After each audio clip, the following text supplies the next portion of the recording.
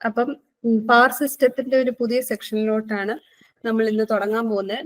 Conventional methods ആണ് നമ്മൾ ഇന്ന് സ്റ്റാർട്ട് ചെയ്യുന്നത്. അതിൽ ഏറ്റവും ഇമ്പോർട്ടൻ്റ് ആയിട്ടും ഏറ്റവും കൂടുതലായിട്ടും നമ്മുടെ കേരളത്തിൽ നമ്മൾ യൂസ് ചെയ്യുന്ന ഒരു പവർ സ്റ്റേഷന്റെ കാര്യമായിരിക്കും നമ്മൾ ഇന്ന് ഡിസ്കസ് ചെയ്യാൻ പോകുന്നത്. അത് മെയിൻലി ഹൈഡ്രോ പവർ സ്റ്റേഷനെ പറ്റിയായിരിക്കും നമ്മൾ ഇന്ന് ഡിസ്കസ് ചെയ്യാൻ പോകുന്നത്. നമുക്കറിയാം, ഹൈഡ്രോ ഇലക്ട്രിക് പവർ സ്റ്റേഷൻ എന്ന് പറഞ്ഞു കഴിഞ്ഞാൽ വാട്ടറിന്റെ എനർജി യൂട്ടിലൈസ് ചെയ്ത് ആ എനർജീനെ മെയിൻലി നമുക്കത് പൊട്ടൻഷ്യൽ എനർജിയാണ്. ആ പൊട്ടൻഷ്യൽ എനർജീനെ യൂസ് ചെയ്ത് നമ്മുടെ ടർബൈൻസിനെ റൊട്ടേറ്റ് ചെയ്യുന്നു. ടർബൈൻസ് ജനറേറ്ററുമായിട്ട് കണക്ട് ചെയ്ത് ആണ് ഇരിക്കുന്നത്. ആ TG സെറ്റിനെ റൊട്ടേറ്റ് ചെയ്യിപ്പിച്ചിട്ട് എനർജി പ്രൊഡ്യൂസ് ചെയ്യുന്ന പവർ പ്ലാന്റ്സ് ആണ് ഹൈഡ്രോ പവർ പ്ലാന്റ്സ് എന്ന് പറയുന്നത്. അതേപോലെ തന്നെ ഇതൊരു കൺവെൻഷണൽ സോഴ്സ് എനർജി അല്ലെങ്കിൽ conventional method of power generation ആണ്.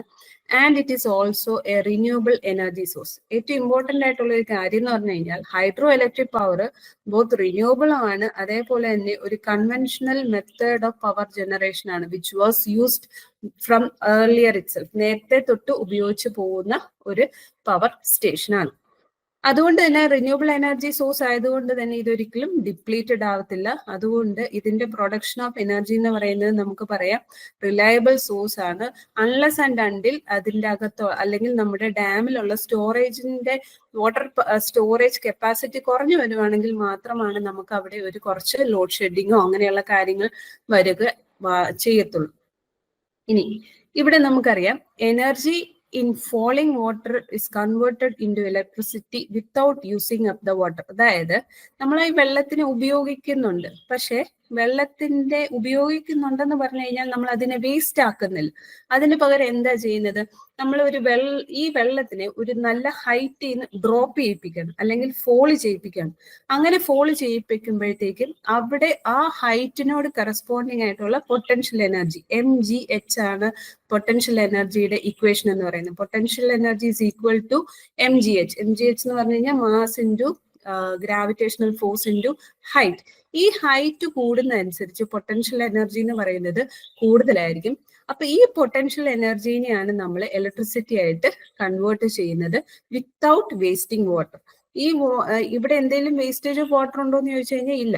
വൺസ് നമ്മൾ ഈ ടർബൈനിലൂടെ വെള്ളം കയറി ഇറക്കി വിടുന്നു എന്ന് മാത്രമേ ഉള്ളൂ. എന്നിട്ട് അത് നമ്മൾ ടെയിൽ റേസ് വഴി നെക്സ്റ്റ് അടുത്ത റിസർവോയറിലോട്ടോ അല്ലെങ്കിൽ നമ്മുടെ അടുത്തുള്ള നദിയിലോട്ടോ വല്ലതും ഒഴുക്കി വിടുവാണ് ചെയ്യുന്നത്. സോ ഇവിടെ there is no using up of the water, അല്ലെങ്കിൽ നമുക്ക് പറയാം അവിടെ വേസ്റ്റേജ് ഓഫ് വാട്ടർ ഇല്ല എന്ന് വേണമെങ്കിൽ നമുക്ക് പറയാം.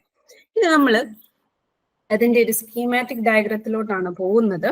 ഇവിടെ നമുക്ക് നോക്കിക്കഴിഞ്ഞു കഴിഞ്ഞാൽ this is A basic schematic diagram of A hydel power station.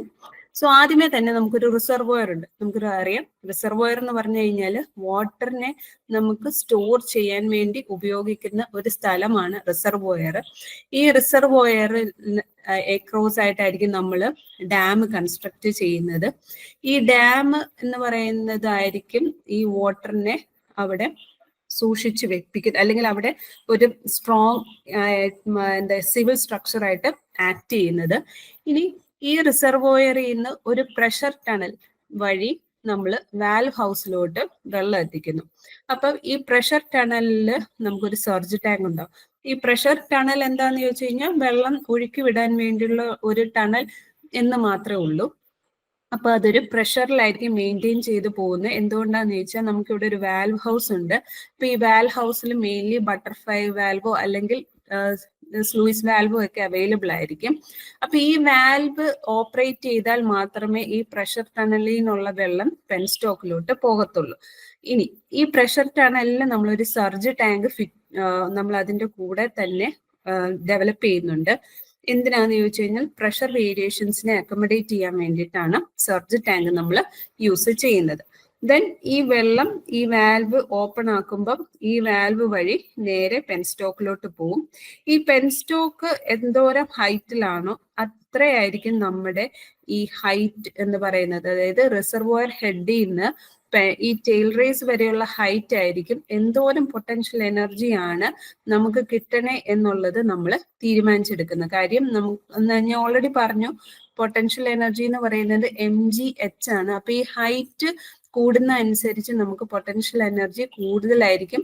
അങ്ങനെ വരുമ്പോഴത്തേക്കും അവിടെ നിന്ന് എക്സ്ട്രാക്ട് ചെയ്യപ്പെടുന്ന എനർജിയും കൂടുതലായിരിക്കും. ഇനി ഈ പെൻസ്റ്റോക്ക് 1, 2, 3 എണ്ണം കാണും, ഡിപ്പെൻഡിങ് അപ്പോൾ എത്ര ജനറേറ്റർ ആണോ നമുക്ക് ഇവിടെ ഉള്ളത് അല്ലെങ്കിൽ എത്ര ടർബൈൻസ് ആണോ നമുക്ക് ഇവിടെ ഉള്ളത് അനുസരിച്ച് നമ്പർ ഓഫ് പെൻസ്റ്റോക്ക് കൂടും. ചില സ്ഥലങ്ങളിൽ സാധാരണഗതിയിൽ 1, 2 പെൻസ്റ്റോക്കുകളായിരിക്കാം. പക്ഷെ അത് പവർ സ്റ്റേഷൻ എത്തുന്നതിന് മുമ്പ് തന്നെ ചിലപ്പോൾ അതിനെ 2ആയിട്ട് തിരിച്ചുവിടുകയോ അല്ലെങ്കിൽ 2 പെൻസ്റ്റോക്കിനെ 4ആക്കി ഡിവൈഡ് ചെയ്തോ ആയിരിക്കും ടർബൈനിലോട്ട് കൊടുക്കുന്നത്. അത് ഓരോ ഭൂപ്രകൃതി അനുസരിച്ച് അല്ലെങ്കിൽ അവിടുത്തെ ജോമെട്രിക്കൽ മെയിൻലി ജിയോളജിക്കൽ ആയിട്ടുള്ള ഒരു സ്ട്രക്ചറൽ അനുസരിച്ചായിരിക്കും ആ ഒരു ഡിവിഷൻ നമ്മൾ സാധാരണഗതിയിൽ ചെയ്യുന്നത്. അല്ലെന്നുണ്ടെങ്കിൽ നമുക്ക് പറയാം അവിടുത്തെ ഏരിയ, കൺസ്ട്രക്ഷണൽ ഏരിയ എങ്ങനെയാണോ ആ ഒരു ബേസിസിലായിരിക്കും നമ്മൾ പെൻസ്റ്റോക്കിന്റെ എണ്ണം കൂട്ടുകയോ കുറയ്ക്കുകയോ നമ്മൾ ചെയ്യുന്നത്. ഇനി ഈ പവർ സ്റ്റേഷന്റെ ഉള്ളിലാണ് നമ്മുടെ മെയിൻ പവർ പ്രൊഡ്യൂസിങ് സെക്ഷൻ, അതായത് നമ്മുടെ TG സെറ്റ് എല്ലാം വരുന്നത് അതിന്റെ ഉള്ളിലാണ്. അതിന്റെ ഉള്ളിലും വെള്ളം കയറി ഇറങ്ങി ഈ ടെയിൽ റേസ് വഴിയാണ് പുറത്തോട്ട് പോകുന്നത്. ബേസിക്കലി ഇത്രയും കാര്യങ്ങളാണ് മെയിൻ ആയിട്ടുള്ള കാര്യങ്ങൾ വരുന്നത്: reservoir, dam, search tank, valve house, penstock, power station. ഇനി ഓരോന്നിനെ പറ്റി നമ്മൾ ഡീറ്റെയിൽ ആയിട്ട് ഇനി ഒന്ന് നോക്കുന്നുണ്ട്. ഓക്കെ, ഓൾറെഡി നമ്മൾ പറഞ്ഞു പൊട്ടൻഷ്യൽ എനർജി ആണ്. അതിനെ കൈനറ്റിക് എനർജി ആയിട്ട് കൺവേർട്ട് ചെയ്തിട്ട്, കൈനറ്റിക് എനർജി ആയിട്ട് കൺവേർട്ട് ചെയ്യുന്നത് നമ്മൾ ഈ വെള്ളത്തിനെ പെൻസ്റ്റോക്ക് വഴി കടത്തി വിടുമ്പോഴാണ് അത് കൈനറ്റിക് എനർജി ആയിട്ട് മാറുന്നത്. ഈ കൈനറ്റിക് എനർജിനെ വീണ്ടും നമ്മൾ ഇലക്ട്രിക്കൽ എനർജി ആയിട്ട് കൺവേർട്ട് ചെയ്യും TG സെറ്റ് വെച്ചിട്ട്. നമ്മൾ ഇനി ഓരോന്നിന്റെ കാര്യങ്ങൾ ഡീറ്റെയിൽ ആയിട്ട് പറയാം. സോ ഫസ്റ്റ് വൺ ഡാം ആണ്. നമുക്കറിയാം ഡാം എന്ന് പറയുന്ന ഒരു ബാരിയർ ആയിട്ട് നമുക്ക് വാട്ടർ സ്റ്റോറേജിന് വേണ്ടിയിട്ടുള്ള ഒരു ബാരിയർ ആണ്. നോർമൽ കേസുകളിൽ 2 മലകൾ തമ്മിൽ എക്രോസ് ആയിട്ട് ഡാം കൺസ്ട്രക്ട് ചെയ്യോ അല്ലെന്നുണ്ടെങ്കിൽ നമുക്കൊരു എന്താ പറയുന്ന ഭൂപ്രകൃതി അനുസരിച്ചിട്ട് നമുക്ക് പോസിബിൾ ആയിട്ടുള്ള ഹൈറ്റ് കിട്ടുന്ന രീതിയിലും അതേപോലെ ഏറ്റവും അടുത്ത് നമ്മുടെ ജനറേറ്റിംഗ് സ്റ്റേഷനോട് അടുത്തായിട്ടുള്ള രീതിയിലുമായിരിക്കും നമ്മൾ ഈ ഡാമുകൾ കൺസ്ട്രക്ട് ചെയ്യുന്നത്. അപ്പൊ ഈ ഡാം കൺസ്ട്രക്ട് ചെയ്താൽ മാത്രമേ നമുക്ക് വാട്ടർ സ്റ്റോർ ചെയ്ത് നമുക്ക് വേണ്ടിയിട്ടുള്ള പൊട്ടൻഷ്യൽ എനർജി ഡെവലപ്പ് ചെയ്ത് എടുക്കാൻ പറ്റത്തുള്ളൂ. ഇപ്പൊ നമുക്ക് നോക്കിക്കഴിഞ്ഞു കഴിഞ്ഞാൽ ഇടുക്കി പവർ സ്റ്റേഷന്റെ ഡാമാണ് ഇടുക്കി ഡാം എന്ന് പറയുന്നത്. വേറെ അതിന്റെ ജനറേറ്റിംഗ് സ്റ്റേഷൻ എന്ന് പറയുന്നത് മൂലമറ്റം പവർ ഹൗസ് ആണ്. So dam, Kulamavu dam, Cheruthoni dam, ഇതെല്ലാം ഈ ഒരു ഇടുക്കി പവർ സ്റ്റേഷൻസിന്റെ ഡാമുകളായിട്ടാണ് ആക്ട് ചെയ്യുന്നത്, അല്ലെങ്കിൽ റിസർവോയേഴ്സ് ആയിട്ടാണ് ആക്ട് ചെയ്യുന്നത്. ഇനി next one is spillway. Spillway എന്ന് പറഞ്ഞു കഴിഞ്ഞാൽ വൺസ് ദർ ഇസ്, നമുക്കറിയാം ഓരോ റിസർവോയർ അല്ലെങ്കിൽ ഓരോ ഡാം എടുക്കുവാണെങ്കിൽ അതിന് ഒരു പ്രത്യേകം സ്റ്റോറേജ് കപ്പാസിറ്റി ഉണ്ട്. എത്ര സെന്റിമീറ്റർ അല്ലെ എത്ര മില്ലിമീറ്ററോളം വെള്ളം നിറയണം, അത് കഴിയുമ്പോഴത്തേക്കും നമ്മൾ അല്ലെങ്കിൽ അത് എക്സസ് ആയി കഴിഞ്ഞാൽ എന്ത് ചെയ്യണം എന്നുള്ള കാര്യങ്ങളൊക്കെ വളരെ റിട്ടൺ ആയ കാര്യങ്ങളാണ്. അപ്പം വെനെവർ ഈ ഒരു സെറ്റ് ലിമിറ്റിനേക്കാളും കൂടുതലാവുകയാണ്, വാട്ടറിന്റെ അളവ് കൂടുതലാകുവാണെന്നുണ്ടെങ്കിൽ അതിനെ ഡിസ്ചാർജ് ചെയ്ത് കളയാൻ വേണ്ടിയിട്ട് നമ്മൾ യൂസ് ചെയ്യുന്ന ഒരു വാൽവ് പോലുള്ള ഒരു ഡാമിൽ വെച്ചിരിക്കുന്ന ഒരു വാൽവിനെയാണ് നമ്മൾ സ്പിൽവേസ്. അതൊരു ഗേറ്റ് പോലെയാണ്. അത് ഗേറ്റ് ഓപ്പറേറ്റ് ചെയ്ത് ആ ഗേറ്റിനെ ഓപ്പറേറ്റ് ചെയ്യുമ്പോഴത്തേക്കും വെള്ളം പുറത്തോട്ട് വിടാൻ അത് ഡൗൺ സ്ട്രീമിലോട്ട് വിടുകയും അത് തുടർന്നുള്ള നമ്മുടെ റിവറിലോട്ട് അത് ഫ്ലോ ഡൗൺ ചെയ്ത് പോകാനുമുള്ള ഒരു സംവിധാനം അവിടെ ഉണ്ട്. ഇത് മെയിൻലി നടക്കുന്നത് ഹെവി റെയിൻഫോളിലാണ്. നമുക്കറിയാം 2018 നമ്മൾ ഫ്ലഡ് ഉണ്ടായ സമയത്താണ് ഇടുക്കി ഡാമൊക്കെ തുറന്നു വിട്ടത്. ആ സമയത്തൊക്കെ സർപ്ലസ് ഓഫ് വാട്ടർ നമ്മുടെ ഡാമിൽ റിസർവോയറിന്റെ അളവിനേക്കാൾ കൂടുതൽ വന്നപ്പോഴത്തേക്കുമാണ് നമ്മൾ സ്പിൽവേസ് ഓപ്പൺ ചെയ്ത് അതുവഴി എക്സസ് ഓഫ് വാട്ടർ നമ്മൾ പുറത്തോട്ട് തള്ളി വിട്ടത്. So that is the use of spillways. Excess വാട്ടറിനെ, സർപ്ലസ് വാട്ടറിനെ ഡൗൺ ഫ്ലോ ചെയ്ത് അല്ലെങ്കിൽ നിയർ ബൈ റിവറിലോട്ട് ഒഴുക്കി വിടാൻ വേണ്ടിയിട്ട് നമ്മൾ യൂസ് ചെയ്യുന്നതാണ് spillways. Next one is forebay. ഈ സ്പിൽവേയും ഫോർബേയും തമ്മിൽ ഒരു ചെറിയ വ്യത്യാസമുണ്ട്. ഫോർബേ എന്ന് പറയുന്നത് ഈ ഒരു റിസർവോയറിനെ തന്നെയാണ് ഫോർബേ എന്ന് പറയുന്നത്. അതൊരു റെഗുലേറ്റിംഗ് സ്ട്രക്ചറാണ്. റെഗുലേറ്റിംഗ് സ്ട്രക്ചർ എന്ന് പറഞ്ഞു കഴിഞ്ഞാൽ ഇത് അപ്സ്ട്രീമിലായിരിക്കും കാണപ്പെടുന്നത്. വേറസ് നമ്മുടെ ടെയിൽ റേസ് എന്ന് പറയുന്നത് ഡൗൺ സ്ട്രീം. അപ്സ്ട്രീം എന്ന് പറഞ്ഞു കഴിഞ്ഞാൽ വെള്ളം എവിടെയാണോ നമ്മൾ കെട്ടി നിർത്തിയിരിക്കുന്നത് അവിടെയാണ് ഈ അപ്സ്ട്രീം എന്ന് പറയുന്നത്. അപ്പൊ അതൊരു സ്മോൾ സ്റ്റോറേജ് ഏരിയ ആണ്. ആ സ്മോൾ സ്റ്റോറേജ് ഏരിയയിൽ നിന്നായിരിക്കും നമ്മൾ വെള്ളം എടുത്ത് ഒരു പ്രഷർ ടണൽ വഴി നമ്മുടെ വാൽവ് ഹൗസ് വഴി നമ്മുടെ പെൻസ്റ്റോക്കിലോട്ട് എത്തിക്കുന്നത്. അപ്പം സർപ്ലസ് ഓഫ് വാട്ടർ അല്ലെങ്കിൽ മോട്ടർ ആവശ്യത്തിന് മാത്രം നമ്മുടെ ഈ വാൽവ് ഹൗസിലോട്ട് എത്തിക്കാൻ വേണ്ടിയിട്ട് നമ്മൾ വെച്ചിരിക്കുന്ന ഒരു റെഗുലേറ്റിംഗ് സ്ട്രക്ചർ ആണ് നമ്മുടെ ഫോർബേ, അല്ലെങ്കിൽ ചിലപ്പോൾ അതിന് റിസർവോയർ എന്നും പറയാറുണ്ട്. So that is regulating structure. Regulating എന്ന് പറയുമ്പോഴത്തേക്കും എപ്പോഴാണോ വെള്ളം വേണ്ടത് ആ സമയത്ത് മാത്രം വെള്ളം അതിലോട്ട് ഒഴുക്കി വിടാൻ വേണ്ടിയിട്ട് നമ്മൾ കൺസ്ട്രക്ട് ചെയ്തിരിക്കുന്ന ഒരു ചെറിയ പോണ്ടേജ് എന്നോ അല്ലെങ്കിൽ ഒരു ചെറിയ വാട്ടർ സ്റ്റോറേജ് ഏരിയ, അതാണ് നമ്മുടെ ഫോർബേ എന്നുകൊണ്ട് ഉദ്ദേശിക്കുന്നത്. ഓർത്തോണം, ഇത് എപ്പോഴും അപ്സ്ട്രീം ആണ്. ടെയിൽ റേസ് ആണ് ഡൗൺ സ്ട്രീമിൽ വരുന്നത്. അപ്സ്ട്രീം എന്ന് പറയുമ്പോൾ അത് പൊക്കത്തിലാണ്, വെള്ളം കെട്ടി നിർത്തുന്ന സ്ഥലത്താണ് നമ്മുടെ ഫോർബേ വരുന്നത്. ഓക്കെ, അടുത്തത് ടണൽ ആൻഡ് പെൻസ്റ്റോക്ക്. ഇനി ടണൽ ആൻഡ് പെൻസ്റ്റോക്ക് എന്ന് പറഞ്ഞാൽ പ്രഷർ ടണലും ഉണ്ട്, പെൻസ്റ്റോക്കും ഉണ്ട്. പ്രഷർ ടണൽ എന്ന് പറഞ്ഞു കഴിഞ്ഞാൽ വെള്ളം സ്മൂത്ത് ആയിട്ട് അതിലൊരു ടണലേ ഉണ്ടാവുള്ളൂ. അതായത് ഈ റിസർവോയറിൽ നിന്നുള്ള വെള്ളം വാൽവ് ഹൗസിലോട്ട് എത്തിക്കുന്നത് ഒരു പ്രഷർ ടണൽ വഴിയായിരിക്കും. ആ പ്രഷർ ടണൽ എന്ന് പറഞ്ഞു കഴിഞ്ഞാൽ ഇറ്റ് ഇസ് എ ടണലാണ്, ഒരു കോൺക്രീറ്റ് ടണലാണ്. അതൊറ്റ ഒരെണ്ണേ ഉള്ളൂ. അതാണ് നമ്മുടെ റിസർവോയർ അല്ലെങ്കിൽ ഫോർവേയിൽ നിന്ന് വെള്ളം വാൽവ് ഹൗസിലോട്ട് എത്തിക്കുന്നത്. അതേസമയം പെൻസ്റ്റോക്ക് എന്ന് പറഞ്ഞു കഴിഞ്ഞാൽ നമ്മുടെ വാൽവ് ഹൗസിൽ നിന്ന് നമ്മുടെ പവർ ഹൗസിലോട്ട് വെള്ളം എത്തിക്കുന്നതാണ് പെൻസ്റ്റോക്ക്. അത് it can be more than one ആയിരിക്കും എപ്പോഴും പെൻസ്റ്റോക്ക്. ഇനി പക്ഷെ പ്രഷർ ടണൽ എന്ന് പറയുന്നത് ഇറ്റ് ഈസ് ഓൺലി വൺ. അതാണ് മെയിൻ ആയിട്ട് വെള്ളം വാൽവ് ഹൗസിലോട്ട് എത്തിക്കുന്നത്. ഇത് തമ്മിൽ വ്യത്യാസമുണ്ട്, ഓർത്തിരുന്നോണം. Pressure tunnel is only one and it takes water from the forebay അല്ലെങ്കിൽ റിസർവോയറിൽ നിന്ന് വാൽവ് ഹൗസിലോട്ട് വെള്ളം എത്തിക്കുന്നു. അതേസമയം പെൻസ്റ്റോക്ക് എന്ന് പറഞ്ഞു കഴിഞ്ഞാൽ വാൽവ് ഹൗസിൽ നിന്ന് ടർബൈൻ ഹൗസ് അല്ലെങ്കിൽ നമ്മുടെ പവർ ഹൗസിലോട്ട് വെള്ളം എത്തിക്കുന്നതാണ് പെൻസ്റ്റോക്ക്. ഒന്നോ അതിൽ കൂടുതലോ കാണും. നമ്മുടെ ജനറേറ്റിംഗ് സ്റ്റേഷനിൽ എത്ര ജനറേറ്റർ ഉണ്ടോ അല്ലെങ്കിൽ എത്ര TG സെറ്റ് ഉണ്ടോ, ടർബൈൻ ജനറേറ്റർ സെറ്റ് ഉണ്ടോ, അതനുസരിച്ചായിരിക്കും നമ്മുടെ പെൻസ്റ്റോക്കിന്റെ നമ്പർ എന്ന് പറയുന്നത്. സംടൈംസ് ചില സമയത്ത് നമ്മുടെ TG സെറ്റിനേക്കാളും കുറവായിരിക്കാം. അങ്ങനെയുള്ള കേസുകളിൽ ആ പെൻസ്റ്റോക്ക് വാൽവ് ഹൗസിന്റെ മുമ്പിൽ എത്തുമ്പോൾ ചിലപ്പോൾ അതിനെ രണ്ടായിട്ട് ഡിവൈഡ് ചെയ്തിട്ടായിരിക്കും TG സെറ്റ് ലോഡ്സ് നമ്മൾ കൊടുക്കുന്നത്. ഇനി ഈ പെൻസ്റ്റോക്കിന്റെ ഉപയോഗം എന്താന്ന് വെച്ച് കഴിഞ്ഞാൽ നമ്മൾ വെള്ളം സ്റ്റോർ ചെയ്യുമ്പോഴത്തേക്കും നമുക്ക് അവിടെ ഒരു പൊട്ടൻഷ്യൽ എനർജിയാണ് സ്റ്റോറേജ് ഓഫ് വാട്ടറിൽ നമുക്ക് കിട്ടുന്ന എനർജി എന്ന് പറയുന്നത് പൊട്ടൻഷ്യൽ എനർജിയാണ്. ആ പൊട്ടൻഷ്യൽ എനർജീനെ കൈനറ്റിക് എനർജി ആയിട്ട് മാറ്റാൻ വേണ്ടിയിട്ടാണ് മെയിൻലി പെൻസ്റ്റോക്ക് ഉപയോഗിക്കുന്നത്. കാര്യം കൈനറ്റിക് എനർജി എപ്പോഴാണ് വരുന്നത്? When A particle is moving, അല്ലെങ്കിൽ എന്തെങ്കിലും ഒരു പാർട്ടിക്കിൾ മൂവ് ചെയ്യുമ്പോഴാണ് അതിന് കൈനറ്റിക് എനർജി ഉണ്ടാകുന്നത്. അപ്പൊ ഈ കൈനറ്റിക് എനർജി, പൊട്ടൻഷ്യൽ എനർജീനെ കൈനറ്റിക് എനർജി ആയിട്ട് മാറ്റി എടുക്കാൻ വേണ്ടിയിട്ടാണ് നമ്മൾ മെയിൻലി പെൻസ്റ്റോക്കുകൾ ഉപയോഗിക്കുന്നത്. ഇനി നമുക്കറിയാം പെൻസ്റ്റോക്ക് എന്ന് പറയുന്നത് കോൺക്രീറ്റ് അല്ലെങ്കിൽ നല്ല സ്ട്രോങ് മെറ്റീരിയൽ ആയിട്ടുള്ള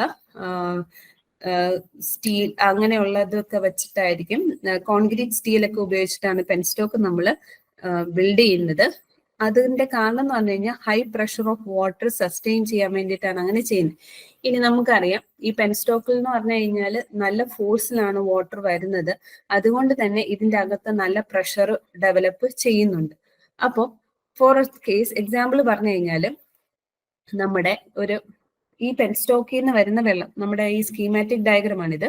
ഈ പെൻസ്റ്റോക്കിൽ നിന്ന് വരുന്ന വെള്ളം ചില സമയത്ത് നമ്മുടെ ഈ ടർബൈൻ ജനറേറ്റർ സെറ്റിന്റെ ടർബൈനിന്റെ നോസിൽസ് അല്ലെങ്കിൽ ഇൻടേക്ക് വാൽവ് എന്ന് പറയുന്നത് ഫുള്ളി ഓപ്പൺ ആകാം, ചിലപ്പോൾ പാർഷ്യലി ഓപ്പൺ ആകാം, അല്ലെങ്കിൽ ചിലപ്പോൾ ക്ലോസ്ഡ് ആകാം. അങ്ങനെ വരുമ്പോഴത്തേക്കും ഇപ്പൊ സപ്പോസ് ഇവിടെ ക്ലോസ്ഡ് ആണ്, ഇവിടുത്തെ വാൽവ് ക്ലോസ്ഡ് ആണ്, പക്ഷെ ഇവിടെ വെള്ളം വന്ന് നിറഞ്ഞു നിൽക്കുവാണെങ്കിൽ ഇവിടെ ഒരു ഹൈ പ്രഷർ ആയിരിക്കും ഈ പെൻസ്റ്റോക്കിൽ ഡെവലപ്പ് ചെയ്യുന്നത്. അപ്പൊ ഈ ഹൈ പ്രഷർ പെൻസ്റ്റോക്കിന് താങ്ങാൻ പറ്റിയില്ലെങ്കിൽ എന്ത് പറ്റും? ഈ വാൽവ് ഒക്കെ അല്ലെങ്കിൽ ഈ പെൻസ്റ്റോക്ക് തന്നെ ബേസ്റ്റ് ചെയ്ത് പോകാനുള്ള പോസിബിലിറ്റീസ് ഉണ്ട്, അങ്ങനെ ഉണ്ടായിട്ടുമുണ്ട്. അപ്പോ അങ്ങനെ ഈ പെൻസ്റ്റോക്കിലുള്ള നമ്മുടെ പ്രഷർ നിയന്ത്രിക്കണം എന്നുണ്ടെങ്കിൽ അതിനു വേണ്ടിയിട്ട് നമ്മൾ ഉപയോഗിക്കുന്ന ഒരു സിവിൽ കൺസ്ട്രക്ഷൻ ആണ് സർജ് ടാങ്ക് എന്ന് പറയുന്നത്. അതായത് നമ്മുടെ ഈ ടർബൈൻ ജനറേറ്റർ സെറ്റിന് വെള്ളം ആവശ്യമുള്ളപ്പോൾ മാത്രമേ നമ്മൾ ഈ പെൻസ്റ്റോക്കിലോട്ട് വെള്ളം കടത്തിവിടത്തുള്ളൂ. സപ്പോസ് ലോഡ് കൂടുകയും ലോഡ് കുറയുകയും ചെയ്യുന്ന ലോഡിന് നല്ല ഫ്ലക്ച്വേഷൻ ഉണ്ടാകുമ്പോൾ നമ്മൾ ഇൻടേക്കിലോട്ട് എടുക്കുന്ന വെള്ളത്തിന്റെ അളവും നമ്മൾ കൂട്ടുകയും കുറയ്ക്കുകയൊക്കെ ചെയ്യാറുണ്ട്. അപ്പൊ ലോഡ് കൂടുതലാണെന്നുണ്ടെങ്കിൽ നമുക്കറിയാം കൂടുതൽ വെള്ളം വേണം. ഇപ്പൊ ലോഡ് കൂടുമ്പോഴത്തേക്കും for example load is increasing, load increase ചെയ്യുമ്പോഴത്തേക്കും കൂടുതൽ വെള്ളം വേണം. അപ്പൊ ഈ വാൽവ് ഹൗസ് തുറന്നു കൂടുതൽ വെള്ളം നമ്മൾ താഴത്തോട്ട് കടത്തി വിടുന്നുണ്ട്. അങ്ങനെ കടത്തി വിടുമ്പോഴത്തേക്കും നമുക്ക് കൂടുതൽ വെള്ളം ഇൻപുട്ടിൽ വരും. അതേസമയം ഇപ്പൊ ലോഡ് നമുക്ക് കുറവാണെങ്കിൽ നമുക്ക് അത്രയും വെള്ളം വേണ്ട, വെള്ളത്തിന്റെ ആവശ്യം കുറവാണ്. അപ്പൊ എന്ത് പറ്റും? ഓൾറെഡി നമ്മൾ കുറെ വെള്ളം നമ്മൾ ഈ പെൻസ്റ്റോക്കിലോട്ട് കടത്തി വിടുന്നു, പക്ഷെ നമുക്ക് അതിന്റെ ആവശ്യം വരുന്നില്ലെങ്കിൽ അവിടെ ഒരു പ്രഷർ വേരിയേഷൻ ഡെവലപ്പ് ആവും. അങ്ങനെ വരുന്ന സമയത്ത് ഈ സർജ് ടാങ്ക് ആണ് ഈ വെള്ളത്തിന്റെ ഇൻടേക്കും ഔട്ടേക്കും ശരിക്കും പറഞ്ഞു കഴിഞ്ഞാൽ നിയന്ത്രിക്കുന്നത്. അപ്പൊ ഈ പ്രഷർ വേരിയേഷൻ വിത്തിൻ ദ പെൻസ്റ്റോക്കിനെയാണ് നമ്മൾ വാട്ടർ ഹാമറിംഗ് എന്ന് പറയുന്നത്. അതായത് പെൻസ്റ്റോക്കിൽ ഉണ്ടാകുന്ന പ്രഷർ വേരിയേഷനെ നമ്മൾ വിളിക്കുന്ന പേരാണ് വാട്ടർ ഹാമറിംഗ്. അപ്പൊ വാട്ടർ ഹാമറിംഗ് എവിടെയാണ് നടക്കണേന്ന് ചോദിച്ചു കഴിഞ്ഞാൽ അത് പെൻസ്റ്റോക്കിലാണ്. എന്തുകൊണ്ടാണ് പെൻസ്റ്റോക്കിൽ അത് നടക്കുന്നത്? കാര്യം ഇൻലെറ്റ് വാൽവ് നമ്മൾ പാർഷ്യലായിട്ട് തുറക്കും, ചിലപ്പോൾ ഫുള്ളായിട്ട് തുറക്കും. അത് ഈ ലോഡ് വേരിയേഷൻ അനുസരിച്ചായിരിക്കും നമ്മൾ വാട്ടർ ഇൻടേക്കിലോട്ട് എടുക്കുന്നത്. അപ്പം ഈ പെൻസ്റ്റോക്കിൽ ഒരു തള്ളിച്ച വരികയാണ്. ചിലപ്പോൾ കൂടുതൽ വെള്ളം വരും, അല്ലെ കുറവ് വെള്ളം വരും. അങ്ങനെ ഒരു തള്ളിച്ച് വരുന്നതിനെയാണ് നമ്മൾ ശരിക്കും പറഞ്ഞു കഴിഞ്ഞാൽ ഈ വാട്ടർ ഹാമറിംഗ് എഫക്റ്റ് എന്ന് പറയുന്നത്. ഇനി ഈ വാട്ടർ ഹാമറിംഗ് എഫക്റ്റിനെ, so this is an example of penstock.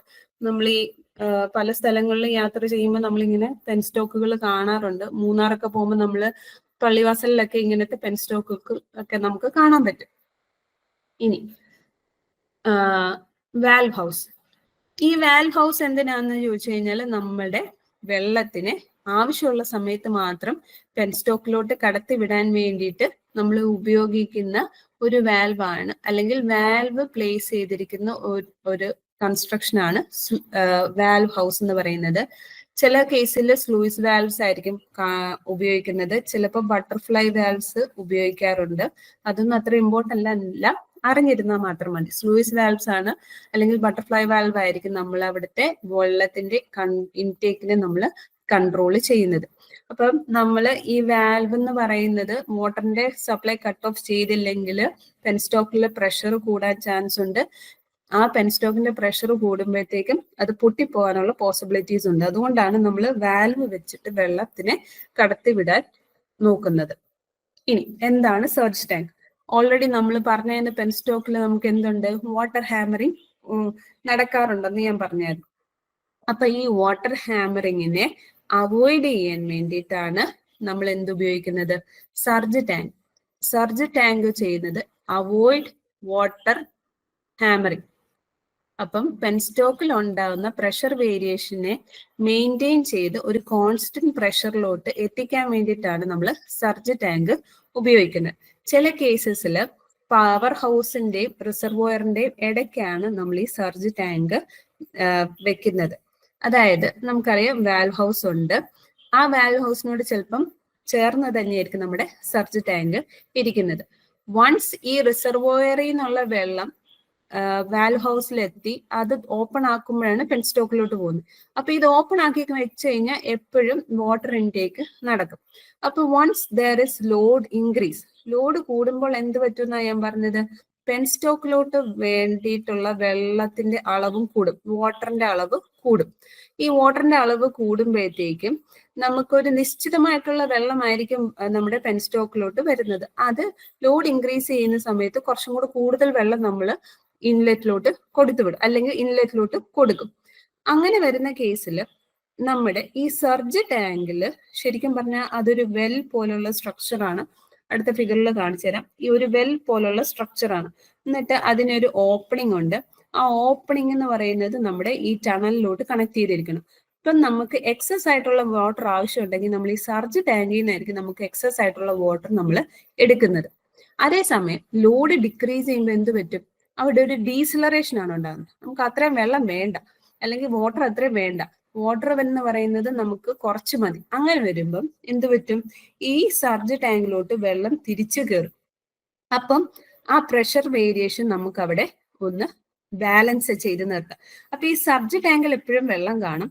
ഈ വെള്ളം കയറി ഇറങ്ങി നിൽക്കുന്നത് കൊണ്ടാണ് പെൻസ്റ്റോക്കിലുള്ള പ്രഷറിന്റെ വേരിയേഷൻ അധികം നടക്കാതെ കോൺസ്റ്റന്റ് പ്രഷറിൽ തന്നെ വെള്ളം നമ്മുടെ പെൻസ്റ്റോക്കിലൂടെ തന്നെ പോകുന്നത്. അപ്പൊ അങ്ങനെയാണ് ഈ വാട്ടർ ഹാമറിംഗ് എഫക്റ്റിനെ സർജ് ടാങ്ക് അവോയ്ഡ് ചെയ്യുന്നത്.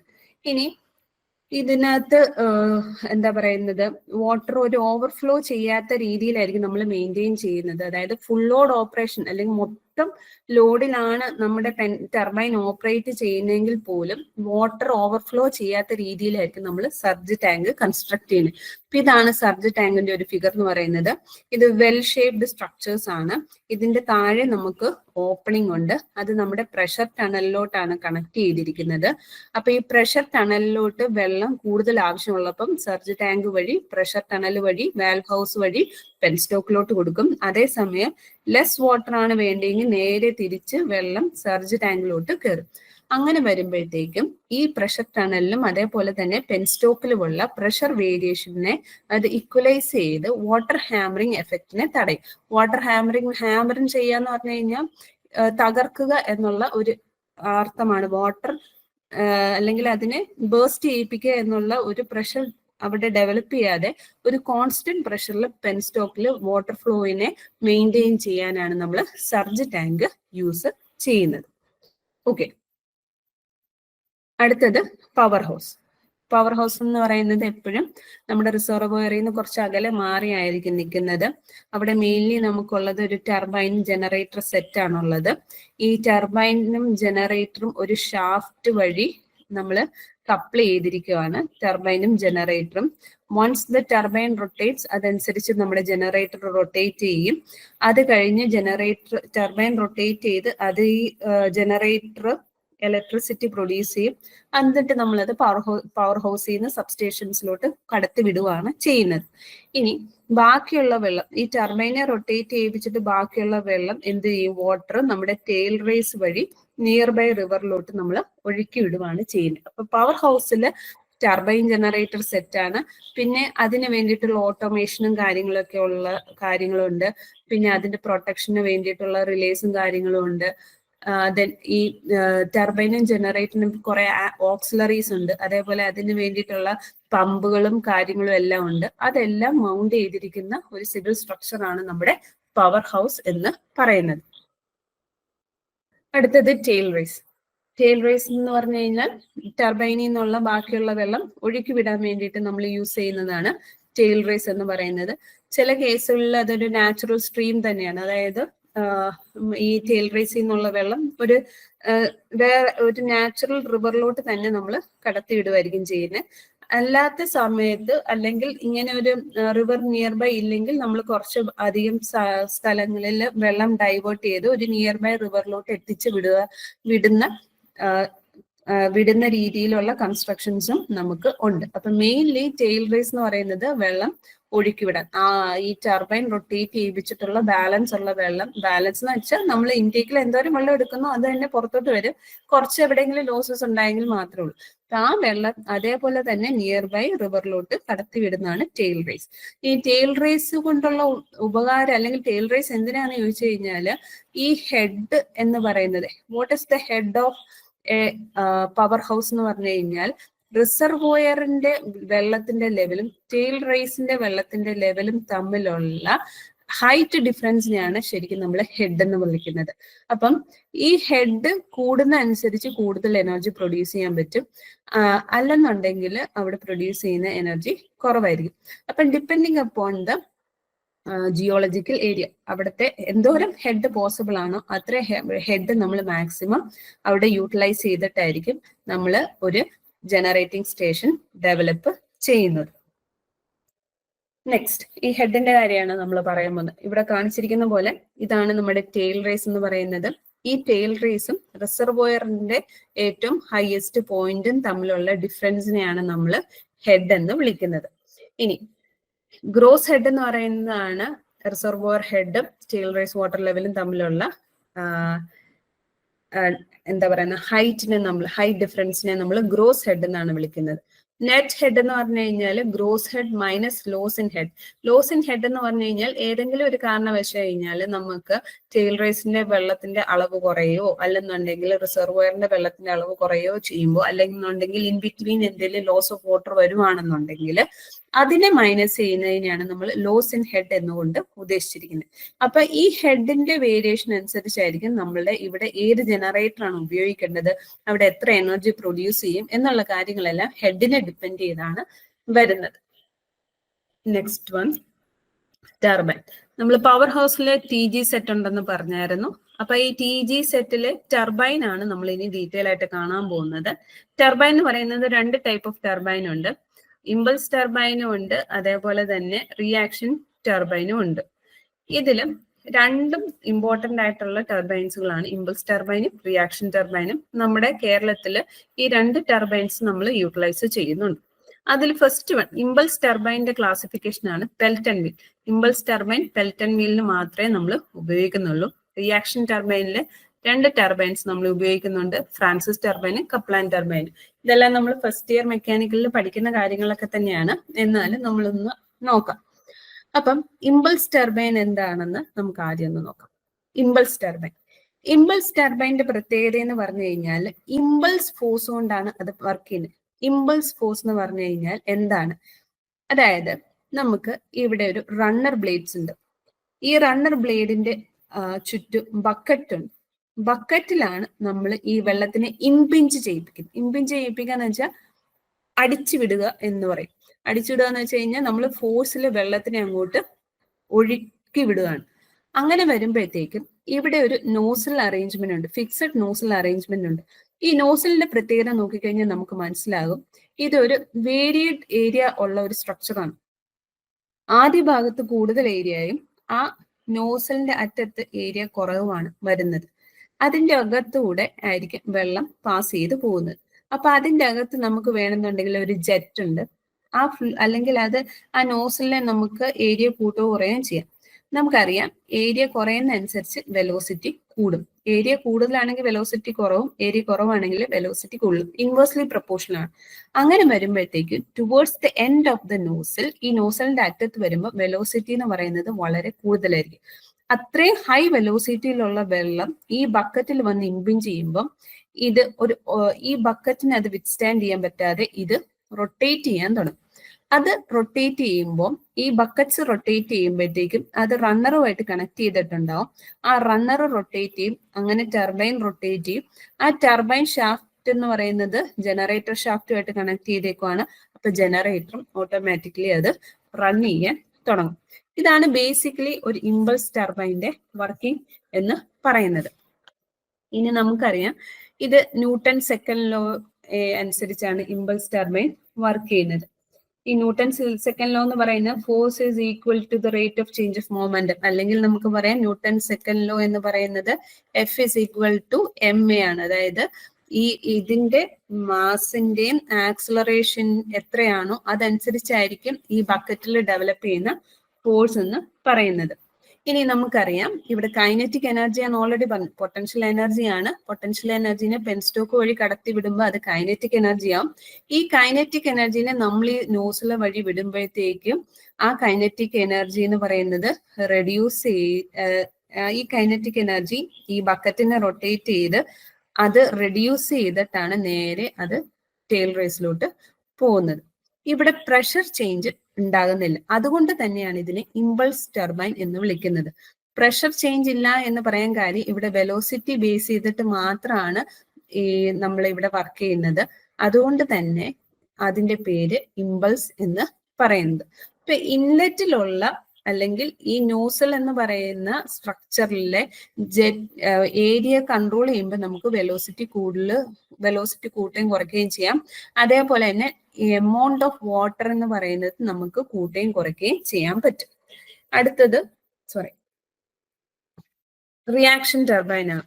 റിയാക്ഷൻ ടർബൈൻ എന്ന് പറഞ്ഞു കഴിഞ്ഞാൽ അതിന്റെ പേരിൽ നിന്ന് തന്നെ മനസ്സിലാക്കുക അത് പ്രഷർ വേരിയേഷൻ കാരണം വർക്ക് ചെയ്യുന്ന ഒരു ടർബൈൻ ആണ് റിയാക്ഷൻ ടർബൈൻ എന്ന് പറയുന്നത്. ഇനി റിയാക്ഷൻ ടർബൈനിൽ നമുക്ക് ഇവിടെ നമ്മൾ യൂസ് ചെയ്യുന്ന ഫ്ലൂയിഡ് വാട്ടർ ആണ്. ആ വാട്ടറിന്റെ പ്രഷർ വേരിയേഷൻ കാരണമായിരിക്കും നമ്മുടെ റിയാക്ഷൻ ടർബൈൻ വർക്ക് ചെയ്യുന്നത്.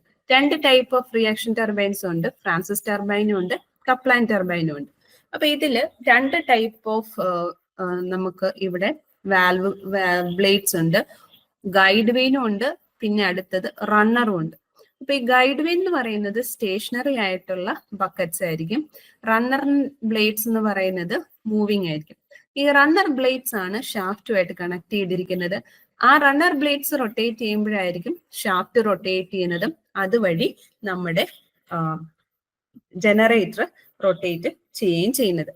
ഇനി റിയാക്ഷൻ ടർബൈൻ വർക്ക് ചെയ്യുന്നത് ന്യൂട്ടൺസ് തേർഡ് ലോ അനുസരിച്ചാണ്. ന്യൂട്ടൺസ് തേർഡ് ലോ പറയുന്നത് every action has an equal and opposite reaction എന്നാണ്. അപ്പം എന്ത് ആണോ നമ്മൾ അപ്ലൈ ചെയ്യുന്നത് അതിന് ഓപ്പോസിറ്റ് ആയിട്ടുള്ള ഒരു റിയാക്ഷൻ അവിടെ ഉണ്ടാകുന്നുണ്ട്. ഇനി ഈ റിയാക്ഷൻ ടർബൈൻസ് നമ്മൾ ഹയർ ഫ്ലോയ്ക്ക് വേണ്ടിയിട്ടാണ് നമ്മൾ എപ്പോഴും യൂട്ടിലൈസ് ചെയ്യുന്നത്. കൂടുതലായിട്ടുള്ള ഫ്ലോ ഓഫ് വാട്ടർ അവിടെ അവൈലബിൾ ആണെന്നുണ്ടെങ്കിൽ നമ്മൾ റിയാക്ഷൻ ടർബൈൻസ് ആയിരിക്കും ഉപയോഗിക്കുന്നത്. മീഡിയം ആൻഡ് ലോ ഹെഡിന് വേണ്ടിയിട്ടായിരിക്കും മെയിൻലി നമ്മൾ റിയാക്ഷൻ ടർബൈൻസ് യൂസ് ചെയ്യുന്നത്. These are the basic working of reaction turbine. ഇനി ഒരു ഡിഫറൻസ് ഒന്ന് പറഞ്ഞിട്ട് പോവാം, ഇത് ഇമ്പോർട്ടന്റ് ആണ്. ഇമ്പൾസ് ടർബൈൻ്റെ കേസിൽ കൈനറ്റിക് എനർജിയാണ് വരുന്നത്. ആ കൈനറ്റിക് എനർജിയാണ് നമ്മൾ നോസിലൂടെ അത് പാസ് ചെയ്ത് മെക്കാനിക്കൽ എനർജി ആയിട്ട് കൺവേർട്ട് ചെയ്യുന്നത്. ഇവിടെ നമുക്കൊരു നോസിലുണ്ട്. ആ നോസിൽ വഴി വെള്ളം നമ്മുടെ ബക്കറ്റ്സിൽ ഇംബിൻ ചെയ്തിട്ടാണ് അതിനെ റൊട്ടേറ്റ് ചെയ്യിക്കുന്നത് ഇമ്പൾസ് ടർബൈൻ്റെ കേസിൽ. റിയാക്ഷൻ ടർബൈൻ്റെ കേസിൽ അവിടെ നമ്മുടെ കൈനറ്റിക് എനർജിയും അതേപോലെ തന്നെ നമുക്ക് പ്രഷർ എനർജിയും കൂടെ നമ്മൾ യൂട്ടിലൈസ് ചെയ്യുന്നുണ്ട്. ഈ 2 എനർജിയും കൂടെ യൂട്ടിലൈസ് ചെയ്തിട്ടാണ് നമ്മുടെ ടർബൈൻ വർക്ക് ചെയ്യുന്നത്. ഇവിടെ നമുക്ക് ഗൈഡ് വെയിൻസും ഉണ്ട്, അതേപോലെ തന്നെ റണ്ണർ വെയിൻസും ഉണ്ട്. ഗൈഡ് വെയിൻസ് നമുക്ക് അവിടെ സ്റ്റേഷനറി ആണെങ്കിൽ റണ്ണർ വെയിൻസ് എന്ന് പറയുന്നത് റൊട്ടേറ്റിംഗ് ആയിരിക്കും.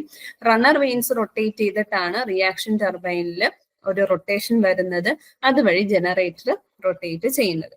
ഇനി നമ്മൾ പെൽറ്റണും അതേപോലെ തന്നെ ഫ്രാൻസിസ് ടർബൈനും കപ്ലാൻ ടർബൈനും ഒന്ന് ഡീറ്റെയിൽ ആയിട്ടൊന്ന് നോക്കാം നമുക്ക്.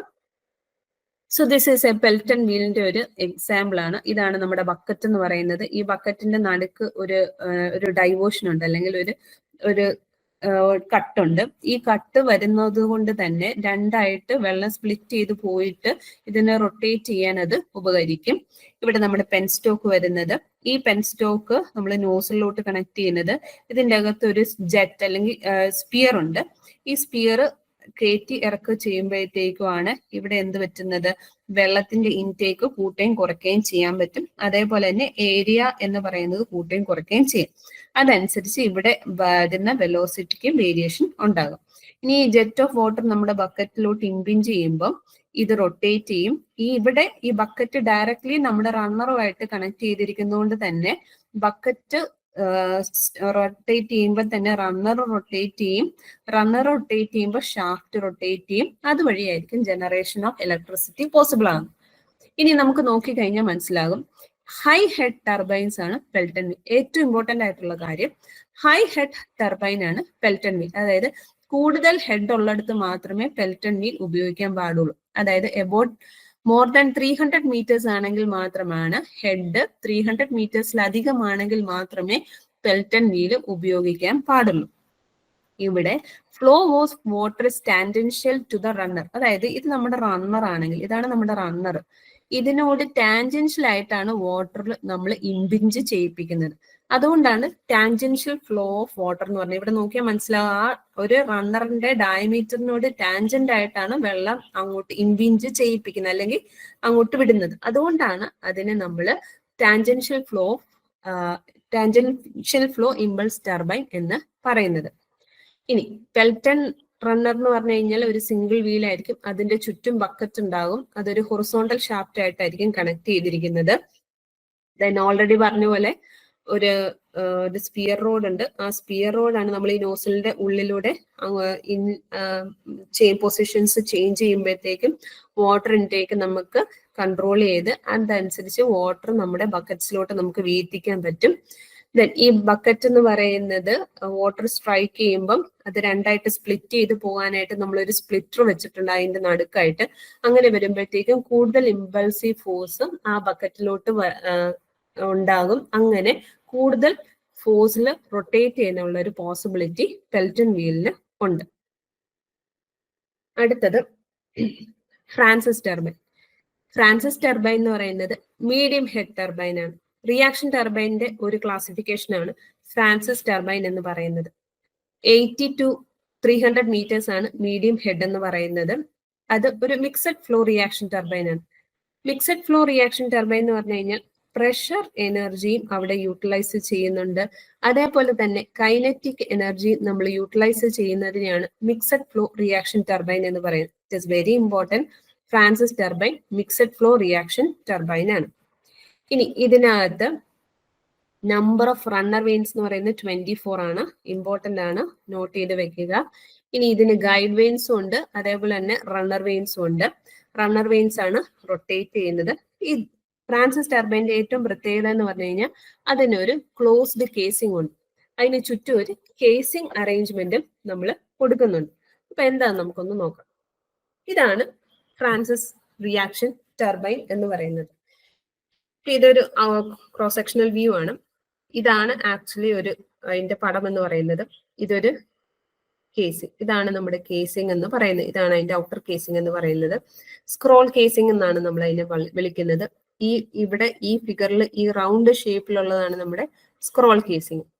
ഈ സ്ക്രോൾ കേസിംഗിന്റെ അകത്താണ് നമ്മുടെ ഗൈഡ് വെയിൻസ്. ഇതാണ് നമ്മുടെ ഗൈഡ് വെയിൻസ് എന്ന് പറയുന്നത്. ഈ റെഡ് ആയിട്ട് കാണിച്ചിരിക്കുന്ന എല്ലാം ഗൈഡ് വെയിൻസ് ആണ്. ഈ ഗൈഡ് വെയിൻസിന്റെ ഉള്ളിലാണ് റണ്ണർ വെയിൻസ്. ഈ റണ്ണർ വെയിൻസ് എന്ന് പറയുന്നത് ഈ ബ്ലാക്ക് ആയിട്ട് ഇവിടെ ഇൻഡിക്കേറ്റ് ചെയ്തിരിക്കുന്നതാണ് നമ്മുടെ റണ്ണർ വെയിൻസ്. ഈ റണ്ണർ വെയിൻസ് ആണ് മൂവ് ചെയ്യുന്നത്. ഗൈഡ് വെയിൻസ് മൂവ് ചെയ്യുന്നില്ല, ഫിക്സഡ് ആയിട്ട് തന്നെ ഇരിക്കുകയാണ്. അപ്പൊ ഇവിടെ നോക്കുകയാണെന്നുണ്ടെങ്കിൽ ഇവിടെ റേഡിയലി വെള്ളം കയറി ആക്സിയലി പുറത്തു വരികയാണ്. റേഡിയലി വെള്ളം കയറുക എന്ന് പറഞ്ഞു കഴിഞ്ഞാൽ അതിന്റെ റേഡിയസിന്റെ ആ ഡയറക്ഷനിൽ തന്നെയാണ് വെള്ളം കയറി വരുന്നത്. ഇങ്ങനെയാണ് വെള്ളം കയറി വരുന്നത്. ഈ ഗൈഡ് വെയിൻസിന്റെ ഇടയിൽ കൂടെയാണ് വെള്ളം കയറി വരുന്നത്. ആൻഡ് അതിന്റെ ഷാഫ്റ്റ് എന്ന് പറയുന്നത് നമ്മൾ വെർട്ടിക്കലി ആണ് അതിന്റെ ഷാഫ്റ്റ് വെച്ചിരിക്കുന്നത്. വെർട്ടിക്കലി ആയതുകൊണ്ട് തന്നെ വെള്ളം പുറത്തോട്ട് പോകുന്നത് ആ വെർട്ടിക്കൽ ആക്സിസിനോട് പാരലൽ ആയിട്ടതുകൊണ്ടാണ് നമ്മൾ അതിനെ ആക്സിയലി ഔട്ട് എന്ന് പറയുന്നത്. ആൻഡ് അതിന്റെ ആ ഷാഫ്റ്റിനോട് പെർപെൻഡിക്കുലർ ആയിട്ടാണ് വെള്ളം ഉള്ളിലോട്ട് കയറുന്നത് കൊണ്ട് അതിനെ നമ്മൾ റേഡിയൽ ഇൻ എന്നും പറയും. ഇനി എന്തിനാണ് നമ്മൾ ഈ സ്ക്രോൾ കേസിംഗ് വെച്ചിരിക്കുന്നത്? ഈ സ്ക്രോൾ കേസിംഗിന്റെ പ്രത്യേകത നോക്കിക്കഴിഞ്ഞാൽ അറിയാം. ഇവിടെ ഏരിയ കൂടുതലാണ്. ഇവിടെ ഏരിയ കൂടി ഏറ്റവും അവസാനം വരുമ്പോൾ ഏരിയ കുറയുന്നുണ്ട്. അങ്ങനെ വെക്കാനുള്ള കാരണം എന്ന് പറഞ്ഞു കഴിഞ്ഞാൽ ഏരിയ കൂടുന്ന അനുസരിച്ച് എന്ത് പറ്റും? വെലോസിറ്റി എന്ന് പറയുന്നത് കുറയും. വെലോസിറ്റി കുറയുമ്പോഴത്തേക്കും പ്രഷറും അതനുസരിച്ച് വേരിയേഷൻ വരുന്നുണ്ട്. അതായത് പ്രഷർ കൂടുന്ന സമയത്ത് അല്ലെങ്കിൽ വെലോസിറ്റി കുറവാണെങ്കിൽ അവിടെ പ്രഷർ എന്ന് പറയുന്നത് കൂടുതലായിരിക്കും. അപ്പൊ ഇവിടെ നോക്കി കഴിഞ്ഞാൽ കൂടുതൽ ഏരിയ ഉണ്ട്, അവിടെ വെലോസിറ്റി കുറവാണ്, അപ്പൊ അവിടെ പ്രഷർ കൂടുതലായിരിക്കും. അപ്പൊ ഹൈ പ്രഷറിലുള്ള വെള്ളമാണ് ഈ പെൻസ്റ്റോക്ക് വഴി നമ്മുടെ സ്ക്രോൾ കേസിങ്ങിലോട്ട് വരുന്നത്. അതേ സമയം ഇതിങ്ങനെ ഈ വെള്ളം കയറി ഇവിടെ വരുമ്പോഴത്തേക്ക് ഏരിയ കുറയും. ഏരിയ കുറയുമ്പോഴത്തേക്ക് ഇവിടെ എന്താ? വെലോസിറ്റി കൂടുതലാണ്, പ്രഷർ കുറവാണ്. വെലോസിറ്റി കൂടുമ്പോഴത്തേക്കും അവിടെ കൈനറ്റിക് എനർജി കൂടുതലായിട്ട് അവിടെ ഉണ്ടാകും. ഇനി എന്തിനാണ് അങ്ങനെ ചെയ്ത് വെച്ചിരിക്കണേ എന്ന് ചോദിച്ചു കഴിഞ്ഞാൽ ഇതെല്ലാം ഒരേ ഏരിയ ആയിരുന്നെങ്കിൽ ഇവിടുത്തെ പ്രഷർ എന്ന് പറയുന്നത് എന്ത് പറ്റിയേനെ? നോൺ യൂണിഫോം ആയിട്ട് വന്നേനെ. അപ്പൊ യൂണിഫോം പ്രഷർ ക്രിയേറ്റ് ചെയ്യാനാണ് ഈ സ്ക്രോൾ കേസിങ്ങിന്റെ അകത്ത് യൂണിഫോം പ്രഷർ ക്രിയേറ്റ് ചെയ്യാൻ വേണ്ടിയിട്ടാണ് നമ്മൾ ഇവിടെ ഏരിയ വേരിയേഷൻ വരുത്തുന്നത്. ഇനി അങ്ങനെ യൂണിഫോം പ്രഷർ ക്രിയേറ്റ് ചെയ്തില്ലെങ്കിൽ എന്ത് പറ്റും? ഇവിടെ നമ്മുടെ വെള്ളം ആക്സിയൽ ആയിട്ടാണ് പുറത്തു പോകുന്നത്. അപ്പം ഈ സ്ക്രോൾ കേസിംഗ് എന്ന് പറയുന്നത് ശരിക്കും പറഞ്ഞു കഴിഞ്ഞാൽ ഒരു വാക്യൂം പ്രഷറിലാണ് വർക്ക് ചെയ്യുന്നത്. വാക്യൂം പ്രഷറിൽ വർക്ക് ചെയ്യുമ്പോഴത്തേക്കും നമ്മുടെ ഈ ടെയിൽ റേസ് എന്ന് പറയുന്നത് എന്താണ്? വെള്ളം ഒഴുക്കി വിടുന്ന സ്ഥലം. ഈ ടെയിൽ റേസ് അറ്റ്മോസ്ഫിയറിക് പ്രഷറിലാണ് നിൽക്കുന്നത്. അപ്പൊ ഈ ടെയിൽ റേസ് അറ്റ്മോസ്ഫിയറിക് പ്രഷറിലാവുമ്പോൾ നമ്മുടെ ഈ ടർബൈൻ എന്ന് പറയുന്നത് vacuum പ്രഷറിലാവുമ്പോൾ there is a possibility for water to enter the turbine. അങ്ങനെ തിരിച്ചു കയറി വരാനുള്ള പോസിബിലിറ്റി ഉണ്ട്. കാരണം എന്താ? ലോ പ്രഷറിൽ നിന്ന് ഹൈ പ്രഷറിലോട്ടാണ് എപ്പോഴും വെള്ളം ഫ്ലോ ചെയ്യുന്നത്. അപ്പൊ അതിനെ അവോയ്ഡ് ചെയ്യാൻ വേണ്ടിയിട്ടാണ് നമ്മൾ ഇതിനെ ഒരു യൂണിഫോം പ്രഷറിൽ മെയിൻറ്റെയിൻ ചെയ്യുന്നതും ഇതിന് ഒരു ഡ്രാഫ്റ്റ് ട്യൂബ് നമ്മൾ കൺസ്ട്രക്ഷൻ കൊടുക്കുകയും ചെയ്യുന്നത്. ഓക്കെ, ഇനി ഇവിടെ എന്താണ് സംഭവിക്കുന്നത്? ഇനി നമ്മുടെ ഈ വെള്ളം പെൻസ്റ്റോക്കിലോട്ട് കയറി ഇവിടെ ഗൈഡ് വെയിൻസ് വന്നു അല്ലെ. അപ്പൊ ഈ ഗൈഡ് വെയിൻസിന്റെ പ്രത്യേകത എന്ന് പറഞ്ഞു കഴിഞ്ഞാൽ എയറോഫോയിൽ സ്ട്രക്ചറിലാണ് നമ്മുടെ ഇരിക്കുന്നത്. എയറോഫോയിൽ അത്ര നല്ല പെർഫെക്റ്റ് എയറോഫോയിൽ ഒന്നും അല്ല, എന്നാലും കൺസിഡർ ചെയ്യാം ഇതൊരു എയറോഫോയിൽ സ്ട്രക്ചറിലാണ് നമ്മുടെ ഗൈഡ് വെയിൻ ഇരിക്കുന്നത്.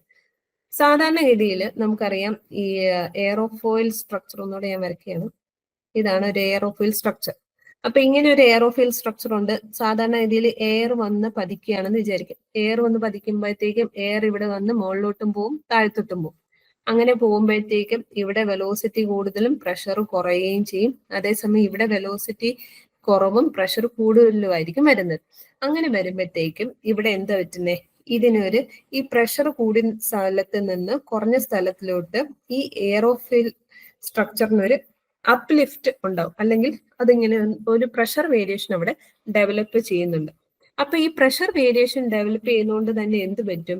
ഈ വാട്ടർ എന്ന് പറയുന്നത് സ്ലോ അല്ലെങ്കിൽ ലോ പ്രഷർ ഏരിയയിൽ നിന്ന് ഹൈ പ്രഷർ ഏരിയയിലോട്ട് കയറും. അങ്ങനെ വരുന്നത് കൊണ്ടാണ് ഈ ഗൈഡ് വെയിൻസ് ഇന്ന് ഡയറക്റ്റ് ചെയ്ത് നമ്മുടെ റണ്ണർ ബ്ലേഡ്സിലോട്ട് വെള്ളം കയറി പോകുന്നത്. ഓക്കെ, അപ്പൊ ഈ ഗൈഡ് വെയിൻസ് എയറോഫോയിൽ സ്ട്രക്ചർ ആണ്. അവിടെ ഒരു പ്രഷർ വേരിയേഷൻ നടക്കുന്നത് കൊണ്ട് തന്നെ ഈ പ്രഷർ വേരിയേഷൻ നടക്കുന്നത് കൊണ്ട് അതായത് ഒരു ഗൈഡ് വെയിനിന്റെ താഴെയും മുകളിലുള്ള പ്രഷർ വേരിയേഷൻ വരുന്നത് കൊണ്ട് അവിടെ എന്ത് പറ്റും?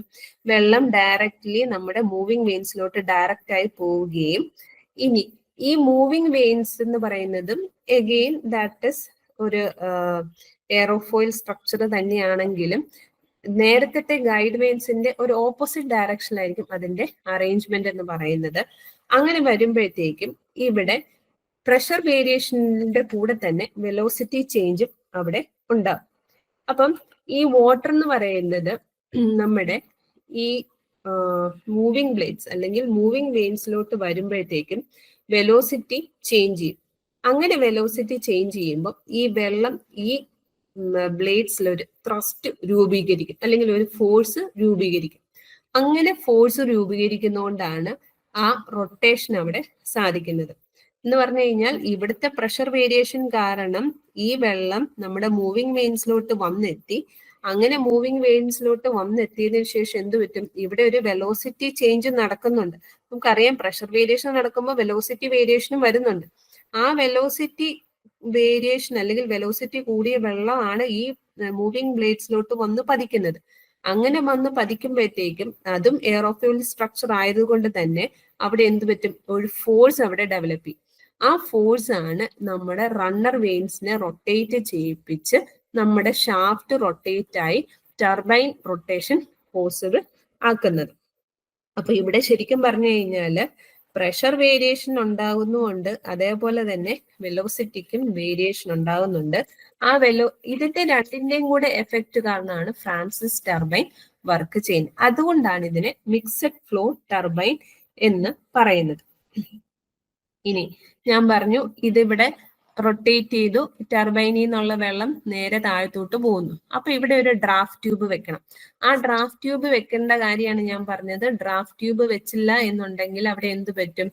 അവിടെ തിരിച്ച് നമ്മുടെ ടെയിൽ റേസ് ചെയ്യുന്നു. ഇതാണ് നമ്മുടെ ടെയിൽ റേസിൽ നിന്ന് വെള്ളം തിരിച്ചു കയറാനുള്ള ഒരു പോസിബിലിറ്റി ഉണ്ട്. ഇപ്പൊ കാര്യം എന്ന് പറഞ്ഞു കഴിഞ്ഞാൽ ഈ റണ്ണറിന്റെ ഇവിടെ വാക്യൂം പ്രഷറാണ്. അപ്പൊ അറ്റ്മോസ്ഫിയറിക് പ്രഷർ കൂടുതലാണ്. അറ്റ്മോസ്ഫിയറിക് പ്രഷർ കൂടുതലായതുകൊണ്ട് നേരെ തിരിച്ച് ഇങ്ങോട്ട് വെള്ളം കയറാനുള്ള പോസിബിലിറ്റി ഉണ്ട്. അപ്പൊ അങ്ങനെ വെള്ളം കയറാതിരിക്കാൻ വേണ്ടി നമ്മൾ എന്ത് ചെയ്യും? ഈ റണ്ണറിൽ നിന്ന് ടെയിൽ റേസ് വരെ നമ്മളൊരു ഡ്രാഫ്റ്റ് ട്യൂബ് കൺസ്ട്രക്ട് ചെയ്യും വിത്ത് വേരിയിങ് ഏരിയ എന്ന് പറയുന്നത് വ്യത്യാസമുള്ള ഒരു ഡ്രാഫ്റ്റ് ട്യൂബ് ആയിരിക്കും. നമ്മുടെ ഈ സ്ക്രോൾ കേസിംഗ് പോലെ തന്നെ, അതായത് ടെയിൽ റേസ് എത്തുമ്പോഴത്തേക്കും ഏരിയ കൂടിയ ഒരു ഡ്രാഫ്റ്റ് ട്യൂബ് ആയിരിക്കും നമ്മൾ ഒരു ടണൽ പോലെ തന്നെ നമ്മൾ കൺസ്ട്രക്ട് ചെയ്യും. ആ നമ്മുടെ ടർബൈനിന്റെ അടുത്ത് ഏരിയ കുറവും, അതേസമയം റണ്ണറിനോട് ചേർന്നുള്ള അല്ലെങ്കിൽ ഈ ഷാഫ്റ്റിനോട് ചേർന്നുള്ള പോർഷനിൽ ഏരിയ എന്ന് പറയുന്നത് കുറവും, ആ ടെയിൽ റേസിന്റെ അവിടെ ഏരിയ കൂടുതലാവും. അപ്പൊ ഏരിയ കുറവാകുമ്പോഴത്തേക്കും പ്രഷർ അവിടെ കൂടുതലാവും. ഇവിടെ ഏരിയ കുറവുള്ളിടത്ത് പ്രഷർ കൂടുതലായിരിക്കും. ഇതേ സമയം ഇവിടെ പ്രഷർ കുറവായിരിക്കും. അങ്ങനെ വരുമ്പോഴത്തേക്ക് ഓൾമോസ്റ്റ് ഈ ടെയിൽ റേസ് വരുമ്പോഴത്തേക്കും വാക്യൂം പ്രഷർ മാറി ഓൾമോസ്റ്റ് അറ്റ്മോസ്ഫിയറിക് പ്രഷറിനോട് ഈക്വൽ ആകുന്നുള്ള രീതിയിലുള്ള ഒരു ഏരിയ വെച്ചിട്ടായിരിക്കും നമ്മൾ ഈ ഡ്രാഫ്റ്റ് ട്യൂബ് കണക്ട് ചെയ്യുന്നത്. അപ്പൊ ഈ ഡ്രാഫ്റ്റ് ട്യൂബിന്റെ മെയിൻ അഡ്വാൻറ്റേജ് എന്താന്ന് ചോദിച്ചു കഴിഞ്ഞാൽ തിരിച്ച് ഒരു നെഗറ്റീവ് സക്ഷൻ ഉണ്ടാകാതിരിക്കാൻ അല്ലെങ്കിൽ തിരിച്ച് വെള്ളം കയറാതിരിക്കാനും അതേപോലെ തന്നെ അറ്റ്മോസ്ഫിയറിക് പ്രഷറിലോട്ട് നമ്മുടെ ഈ വെള്ളത്തിനെ എത്തിക്കാനും വേണ്ടിയിട്ടാണ് നമ്മൾ ഡ്രാഫ്റ്റ് ട്യൂബ് നമ്മൾ ഉപയോഗിക്കുന്നത്. അപ്പം ഇതും ക്രോസ് സെക്ഷണൽ ഏരിയ ഈക്വൽ അല്ല, ഒരു ഇൻക്രീസിങ് ക്രോസ് സെക്ഷണൽ ഏരിയയിലാണ് നമ്മൾ ഡ്രാഫ്റ്റ് ട്യൂബ് കണക്ട് ചെയ്യുന്നത്. ഇത്രയാണ് ശരിക്കും പറഞ്ഞു കഴിഞ്ഞാൽ ഫ്രാൻസിസ് ടർബൈന്റെ മെയിൻ ആയിട്ടുള്ള കാര്യം എന്ന് പറയുന്നത്. ഇനി നമുക്ക് കപ്ലാൻ ടർബൈൻ നോക്കാം. കപ്ലാൻ ടർബൈന്റെ കേസിലും നമ്മൾ റിയാക്ഷൻ ടർബൈൻ ആണ്. പക്ഷെ ഇവിടുത്തെ ഏറ്റവും വലിയൊരു ഇമ്പോർട്ടൻസ് എന്ന് പറഞ്ഞു കഴിഞ്ഞാൽ മീഡിയം ഹെഡിനല്ല, പക്ഷെ ഇവിടെ ലോ ഹെഡ് ടർബൈൻസ് ആയിട്ടാണ് കപ്ലാൻ ടർബൈൻ യൂസ് ചെയ്യുന്നത്. ഇത് ഏറ്റവും ഹയസ്റ്റ് എഫിഷ്യൻസി ഉള്ള ടർബൈൻ ആണ് കപ്ലാൻ ടർബൈൻ എന്ന് പറയുന്നത്. ഓൾമോസ്റ്റ് 95% അതിന്റെ എഫിഷ്യൻസി വരുന്നുണ്ട്. ബാക്കിയുള്ള ടർബൈൻസിന് എഫിഷ്യൻസി കമ്പാരിറ്റീവ്ലി കപ്ലാനെ വെച്ച് നോക്കുമ്പോൾ കുറവാണ്. എങ്ങനെ പോയാലും 85 to 95% വരെ ഓൾമോസ്റ്റ് എല്ലാ ടർബൈൻസ് അല്ലെങ്കിൽ പെൽറ്റൺ വീലിന്റെ കേസിൽ 85 to 90%, അതേപോലെ തന്നെ ഫ്രാൻസിസിന്റെ കേസിൽ 90 to 92% ഒക്കെയാണ് എഫിഷ്യൻസി. പക്ഷെ ഏറ്റവും കൂടുതൽ നമുക്ക് എഫിഷ്യൻസി കിട്ടുന്നത് കപ്ലാൻ ടർബൈനിലാണ്. അതുകൊണ്ട് തന്നെ മെയിൻലി കപ്ലാൻ ടർബൈൻ ശരിക്കും ഒരു ഫ്രാൻസിസ് ടർബൈൻ യൂസ് ചെയ്ത് കഴിഞ്ഞ് സെക്കൻഡറി ടർബൈൻസ് ആയിട്ട് ചില കേസുകളിൽ കപ്ലാൻ ടർബൈൻസ് യൂസ് ചെയ്യാറുണ്ട്. പക്ഷെ നമ്മുടെ കേരളത്തിൽ അങ്ങനെ നമ്മൾ യൂസ് ചെയ്യാറില്ല. ഇനി കേരളത്തിൽ നമ്മൾ കപ്ലാൻ ടർബൈൻ യൂസ് ചെയ്യുന്ന ഒരു പ്രോജക്റ്റ് എന്ന് പറയുന്നത് കല്ലട പ്രോജക്റ്റ് ആണ്. കല്ലട പ്രോജക്റ്റിൽ നമ്മൾ കപ്ലാൻ ടർബൈൻസ് ആണ് യൂസ് ചെയ്യുന്നത്. ഇത് അണ്ടർ വാട്ടറിലാണ് നമ്മൾ വെക്കുന്നത്. എന്ന് പറഞ്ഞു കഴിഞ്ഞാൽ ഇതിനൊരു നമ്മുടെ ഷിപ്പിന്റെ ഒക്കെ പ്രൊപ്പല്ലർ ഷേപ്പാണ് ഉള്ളത്. ഇവിടെ നമുക്ക് നോക്കിക്കഴിഞ്ഞാൽ ഗൈഡ് വെയിൻസ് ഉണ്ട്, അതേപോലെ തന്നെ നമുക്ക് റണ്ണർ വെയിൻസ് ഉണ്ട്. സെയിം ഫങ്ഷൻ തന്നെയാണുള്ളത്. ഫ്രാൻസിസ് ടർബൈനുള്ള കാര്യങ്ങൾ തന്നെയാണ് നമുക്ക് ഇവിടെ ഉള്ളത്. ഒള്ളി വ്യത്യാസം എന്ന് പറഞ്ഞു കഴിഞ്ഞാൽ അതിന്റെ റണ്ണർ വെയിൻസ് എന്ന് പറയുന്നത് എയറോഫോയിൽ അല്ല, കുറച്ചും കൂടെ ലെന്തി ആയിട്ടുള്ള കർവ്ഡ് ബ്ലേഡ്സ് ആണ്. നമ്മുടെ പ്രൊപ്പല്ലർ ഷേപ്പ് ആയിട്ടുള്ള റണ്ണർ ബ്ലേഡ്സ് ആണ് നമ്മൾ കപ്ലാൻ ടർബൈൻസിന് യൂസ് ചെയ്യുന്നത്. ഇവിടെ നോക്കിക്കഴിഞ്ഞു കഴിഞ്ഞാൽ ഇവിടെ വെർട്ടിക്കൽ ഡ്രൈവ് ഷാഫ്റ്റ് ആണ്. അപ്പൊ നമ്മുടെ ഇവിടെ ആക്സിലി വെള്ളം കയറുകയും ആക്സിലി നമ്മൾ വെള്ളം പുറത്തോട്ട് പോവുകയാണ് നോർമൽ കേസിൽ കപ്ലാൻ ടർബൈൻസിൽ വരുന്നത്. അപ്പൊ ഇവിടെ നമ്മൾ ഇവിടെ റിയാക്ഷൻ ടർബൈൻ ആയതുകൊണ്ട് തന്നെ പ്രഷർ വേരിയേഷൻ കൊണ്ടാണ് നമ്മുടെ ഈ ബ്ലേഡ്സ് റൊട്ടേറ്റ് ചെയ്ത് നമുക്ക് എനർജി ഡെവലപ്പ് ചെയ്യാൻ സാധിക്കുന്നത്.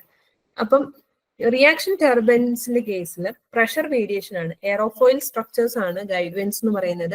അവിടെ ഡെവലപ്പ് ചെയ്യുന്ന പ്രഷർ വേരിയേഷൻ കാരണമാണ് വെള്ളം നമ്മുടെ റണ്ണർ ബ്ലേഡ്സിലോട്ട് എത്തുന്നതും അതുവഴി ഈ ഹൈ വെലോസിറ്റിയിലുള്ള വെള്ളം നമ്മുടെ റണ്ണർ ബ്ലേഡ്സിൽ വന്ന് ഇംപിഞ്ച് ചെയ്ത് അല്ലെങ്കിൽ അവിടെ ഒരു ത്രസ്റ്റ് അല്ലെങ്കിൽ ഒരു ഫോഴ്സ് ഡെവലപ്പ് ചെയ്തിട്ടാണ് നമ്മുടെ ഈ ബ്ലേഡ്സിനെ റൊട്ടേറ്റ് ചെയ്യുന്നത്. So Kaplan turbines high discharge turbines ആണ്, അല്ലെങ്കിൽ ഹൈ ഫ്ലോ ടർബൈൻസിന് വേണ്ടിയിട്ടാണ് നമ്മൾ ഈ കപ്ലാൻ ടർബൈൻസ് നമ്മൾ യൂട്ടിലൈസ് ചെയ്യുന്നത്. ഓക്കെ, ഡ്രാഫ്റ്റ് ട്യൂബ് ഓൾറെഡി ഞാനൊന്ന് എക്സ്പ്ലെയിൻ ചെയ്തതാണ്. ജസ്റ്റ് ഒന്ന് നിങ്ങളൊന്ന് നോക്കിപ്പോയാൽ മതി. നെഗറ്റീവ് സക്ഷൻ അവിടെ പെർമിറ്റ് ചെയ്യുന്നുണ്ട്. നെഗറ്റീവ് സക്ഷൻ എന്ന് പറഞ്ഞു കഴിഞ്ഞാൽ ഓർത്തിരുന്നാൽ മതി, അതായത് നമ്മുടെ ടെയിൽ റേസിൽ നിന്ന് തിരിച്ച് വെള്ളം കയറാത്ത രീതിയിൽ, വെള്ളം അവിടെ ലോസ് ആകാത്ത രീതിയിൽ ത്രൂ ഔട്ട് ഒരു ഫ്ലോ അവിടെ ക്രിയേറ്റ് ചെയ്യാൻ വേണ്ടിയിട്ടാണ് നമ്മൾ ഡ്രാഫ്റ്റ് ട്യൂബ് യൂട്ടിലൈസ് ചെയ്യുന്നത്. This is very important. Kaplan ടർബൈനും ഫ്രാൻസിസ് ടർബൈനും തമ്മിലുള്ള വ്യത്യാസം അല്ലെങ്കിൽ ഡിഫറൻസുകൾ എന്തൊക്കെയാണെന്നാണ് ഇനി പറയാൻ പോകുന്നത്. കപ്ലാൻ ടർബൈനിൽ ഞാൻ ഓൾറെഡി പറഞ്ഞു, വെയിൻസിലോട്ട് ആക്സിലി വെള്ളം കയറുകയും ആക്സിലി പുറത്തോട്ട് പോവുകയാണ് ചെയ്യുന്നത്. അതുകൊണ്ട് അതിന് ആക്സിൽ ഫ്ലോ ടർബൈൻ എന്ന് വിളിക്കുന്നത്. അതേപോലെ തന്നെ അതിന് 3 to 8 റണ്ണർ ബ്ലേഡ്സ് ആണുള്ളത്. നമ്പർ ഓഫ് ബ്ലേഡ്സ് എന്ന് പറയുന്നത് അതിൽ കുറവാണ്. പ്രൊപ്പല്ലർ ഷേപ്പ് ആയതുകൊണ്ട് തന്നെയാണ് അവിടെ റണ്ണറിന്റെ നമ്പർ ഓഫ് ബ്ലേഡ്സ് കുറയുന്നത്. ഫ്രാൻസിസ് ടർബൈന്റെ കേസിൽ റേഡിയലി ഇന്നും അതേപോലെ ആക്സിലി ഔട്ടാണ്. ഇതൊരു മിക്സഡ് ഫ്ലോ ടർബൈൻ ആണ്. ഇവിടെ നമ്പർ ഓഫ് ബ്ലേഡ്സ് കൂടുതലാണ്, 16 to 24. കാര്യം ഇത് എയറോഫോയിൽ സ്ട്രക്ചർ ആണ് നമ്മുടെ ബ്ലേഡ്സിന് നമ്മൾ യൂസ് ചെയ്യുന്നത്. ഇവിടെ പ്രൊപ്പല്ലർ ഷേപ്ഡ് ആണ്. പ്രൊപ്പല്ലർ ഷേപ്ഡ് ആകുമ്പോൾ തന്നെ ഓർക്കുക, അതിൽ നമുക്ക് നമ്പർ ഓഫ് പ്ലേറ്റ്സ് കൂടുതൽ വെക്കാൻ പറ്റില്ല. അതിന് ഒരു ഇനേർഷ്യയും കൂടെ അവിടെ ഉള്ളത് കൊണ്ട് തന്നെ നമ്പർ ഓഫ് പ്ലേറ്റ്സ് കുറവായിരിക്കും. ഇമ്പോർട്ടന്റ് ആണ്, നോട്ട് ചെയ്ത് വെച്ചോണം. ഓക്കെ, നെക്സ്റ്റ് വൺ, ഇത് ഇമ്പോർട്ടന്റ് ആണ് കേട്ടോ. Classification of turbines based on head and discharge. ഇത് മിക്കപ്പോഴും PSCക്ക് ചോദിക്കുന്ന ക്വസ്റ്റ്യൻസ് ആണ്.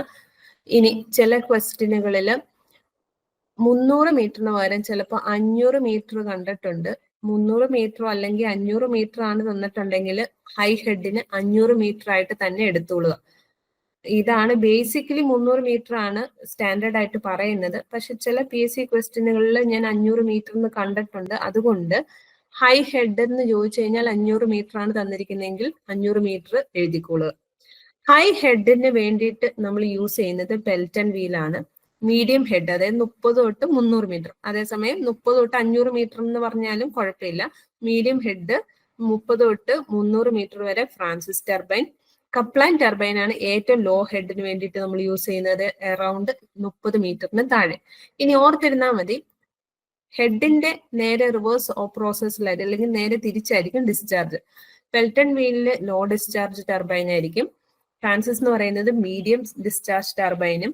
അതേപോലെ തന്നെ കപ്ലാൻ ആണ് ഹൈ ഡിസ്ചാർജ് ടർബൈൻ എന്ന് പറയുന്നത്.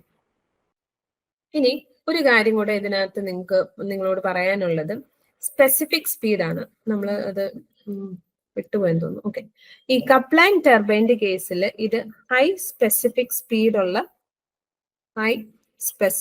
സ്പീഡുള്ള ടർബൈനാണ്. ഇതും കൂടി ഒന്ന് നോട്ട് ചെയ്ത് വെക്കുക, ഹൈ സ്പെസിഫിക് സ്പീഡ്. ഇനി സ്പെസിഫിക് സ്പീഡ് എങ്ങനെയാണ് കാൽക്കുലേറ്റ് ചെയ്യണേ എന്നുള്ള ഇക്വേഷൻ ഉണ്ട്. സ്പെസിഫിക് സ്പീഡ് കാൽക്കുലേറ്റ് ചെയ്യുന്ന equation NS is equal to N into root of P by H raised to 5/4 ആണ്. 5/4. ഇനി എന്താണ് NS? എന്താ പറയാം. NS എന്ന് പറയുന്നതാണ് ക്രിട്ടിക്കൽ സ്പീഡ്. N എന്ന് പറയുന്നത് സ്പീഡ് ഓഫ് ദ ടർബൈൻ ആണ്. P എന്ന് പറയുന്നത് പവർ ആണ്. H എന്ന് പറയുന്നത് ഹെഡ് ആണ്. P എന്ന് പറയുന്നത് പവർ, N എന്ന് പറയുന്നത് speed of the turbine, H എന്ന് പറയുന്നത് ഹെഡ് ആണ്.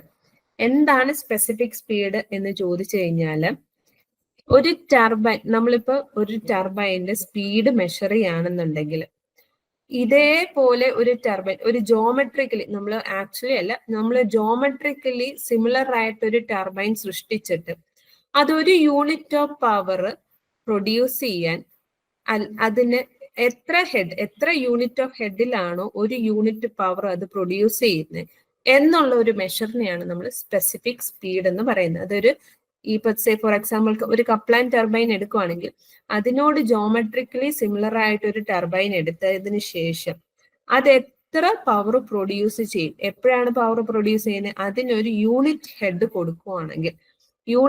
കൊടുക്കുകയാണെങ്കിൽ അത് എത്ര പവർ പ്രൊഡ്യൂസ് ചെയ്യുന്നുണ്ടോ എന്നുള്ള ഒരു മെഷർമെന്റിനെയാണ് നമ്മൾ സ്പെസിഫിക് സ്പീഡ് എന്ന് പറയുന്നത്.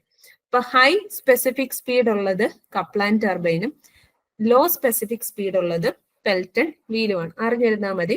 ജസ്റ്റ് എന്താണ് ഹൈ സ്പെസിഫിക് സ്പീഡ്, അതിന്റെ ഇക്വേഷൻ എങ്ങാനും ചോദിച്ചു കഴിഞ്ഞാൽ പറഞ്ഞ ഈ ഇക്വേഷൻ ഒന്ന് നോട്ട് ചെയ്ത് വെക്കുക. അങ്ങനത്തെ ക്വസ്റ്റ്യൻസ് കണ്ടിട്ടില്ല, ജസ്റ്റ് ഒന്ന് നോട്ട് ചെയ്ത് വെച്ചേക്കുക. ഓക്കെ, ഇനി ജനറേറ്ററിന്റെ സെക്ഷനിലോട്ടാണ് പോകുന്നത്.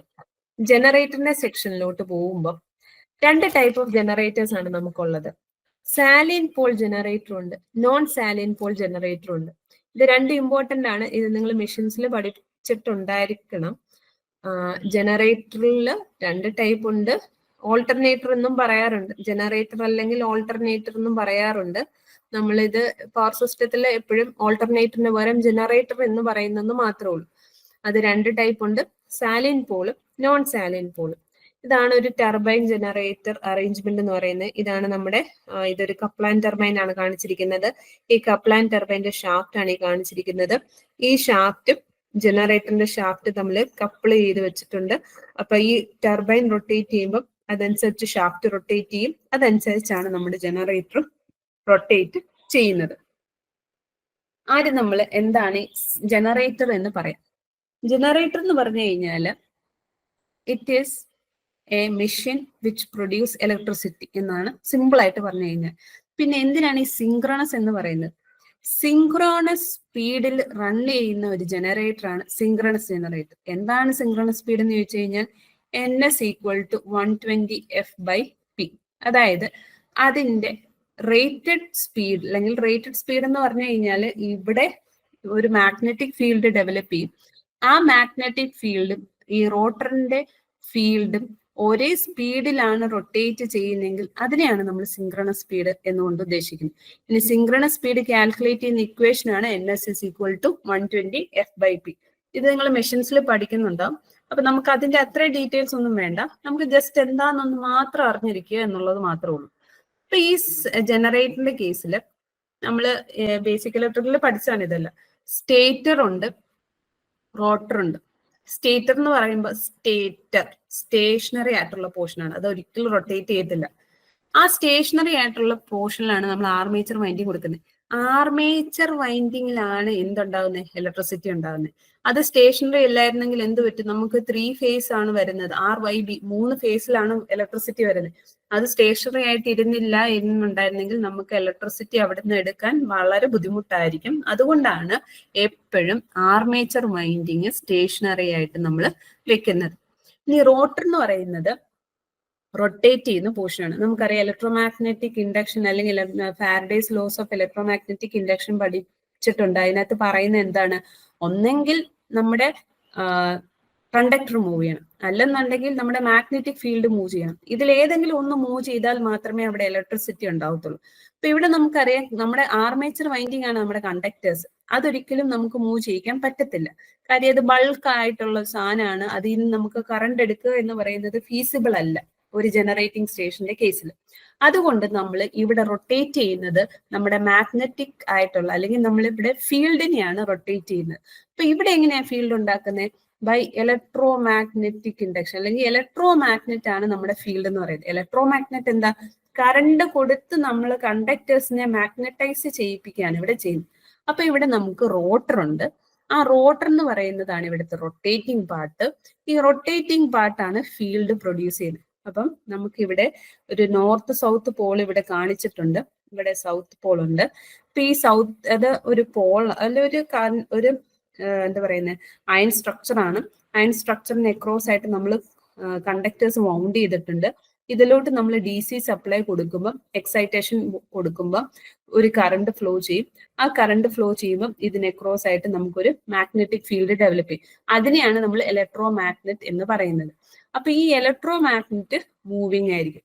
അങ്ങനെ മൂവ് ചെയ്യുമ്പോൾ ഈ കണ്ടക്ടേഴ്സിനെ കട്ട് ചെയ്ത് അവിടെ ഒരു EMF ഡെവലപ്പ് ചെയ്യും. അതാണ് ബേസിക്കലി സിങ്ക്രണസ് ജനറേറ്ററിന്റെ വർക്കിംഗ് എന്ന് പറയുന്നത്. ഇനി 2 ടൈപ്പ് ഉണ്ടെന്ന് ഞാൻ പറഞ്ഞായിരുന്നു. സാലിൻ പോളും ഉണ്ട്, നോൺ സാലിൻ പോളും ഉണ്ട്. സാലിൻഡ് പോൾ എന്ന് പറഞ്ഞു കഴിഞ്ഞാൽ പ്രൊജക്റ്റഡ് പോൾസ്.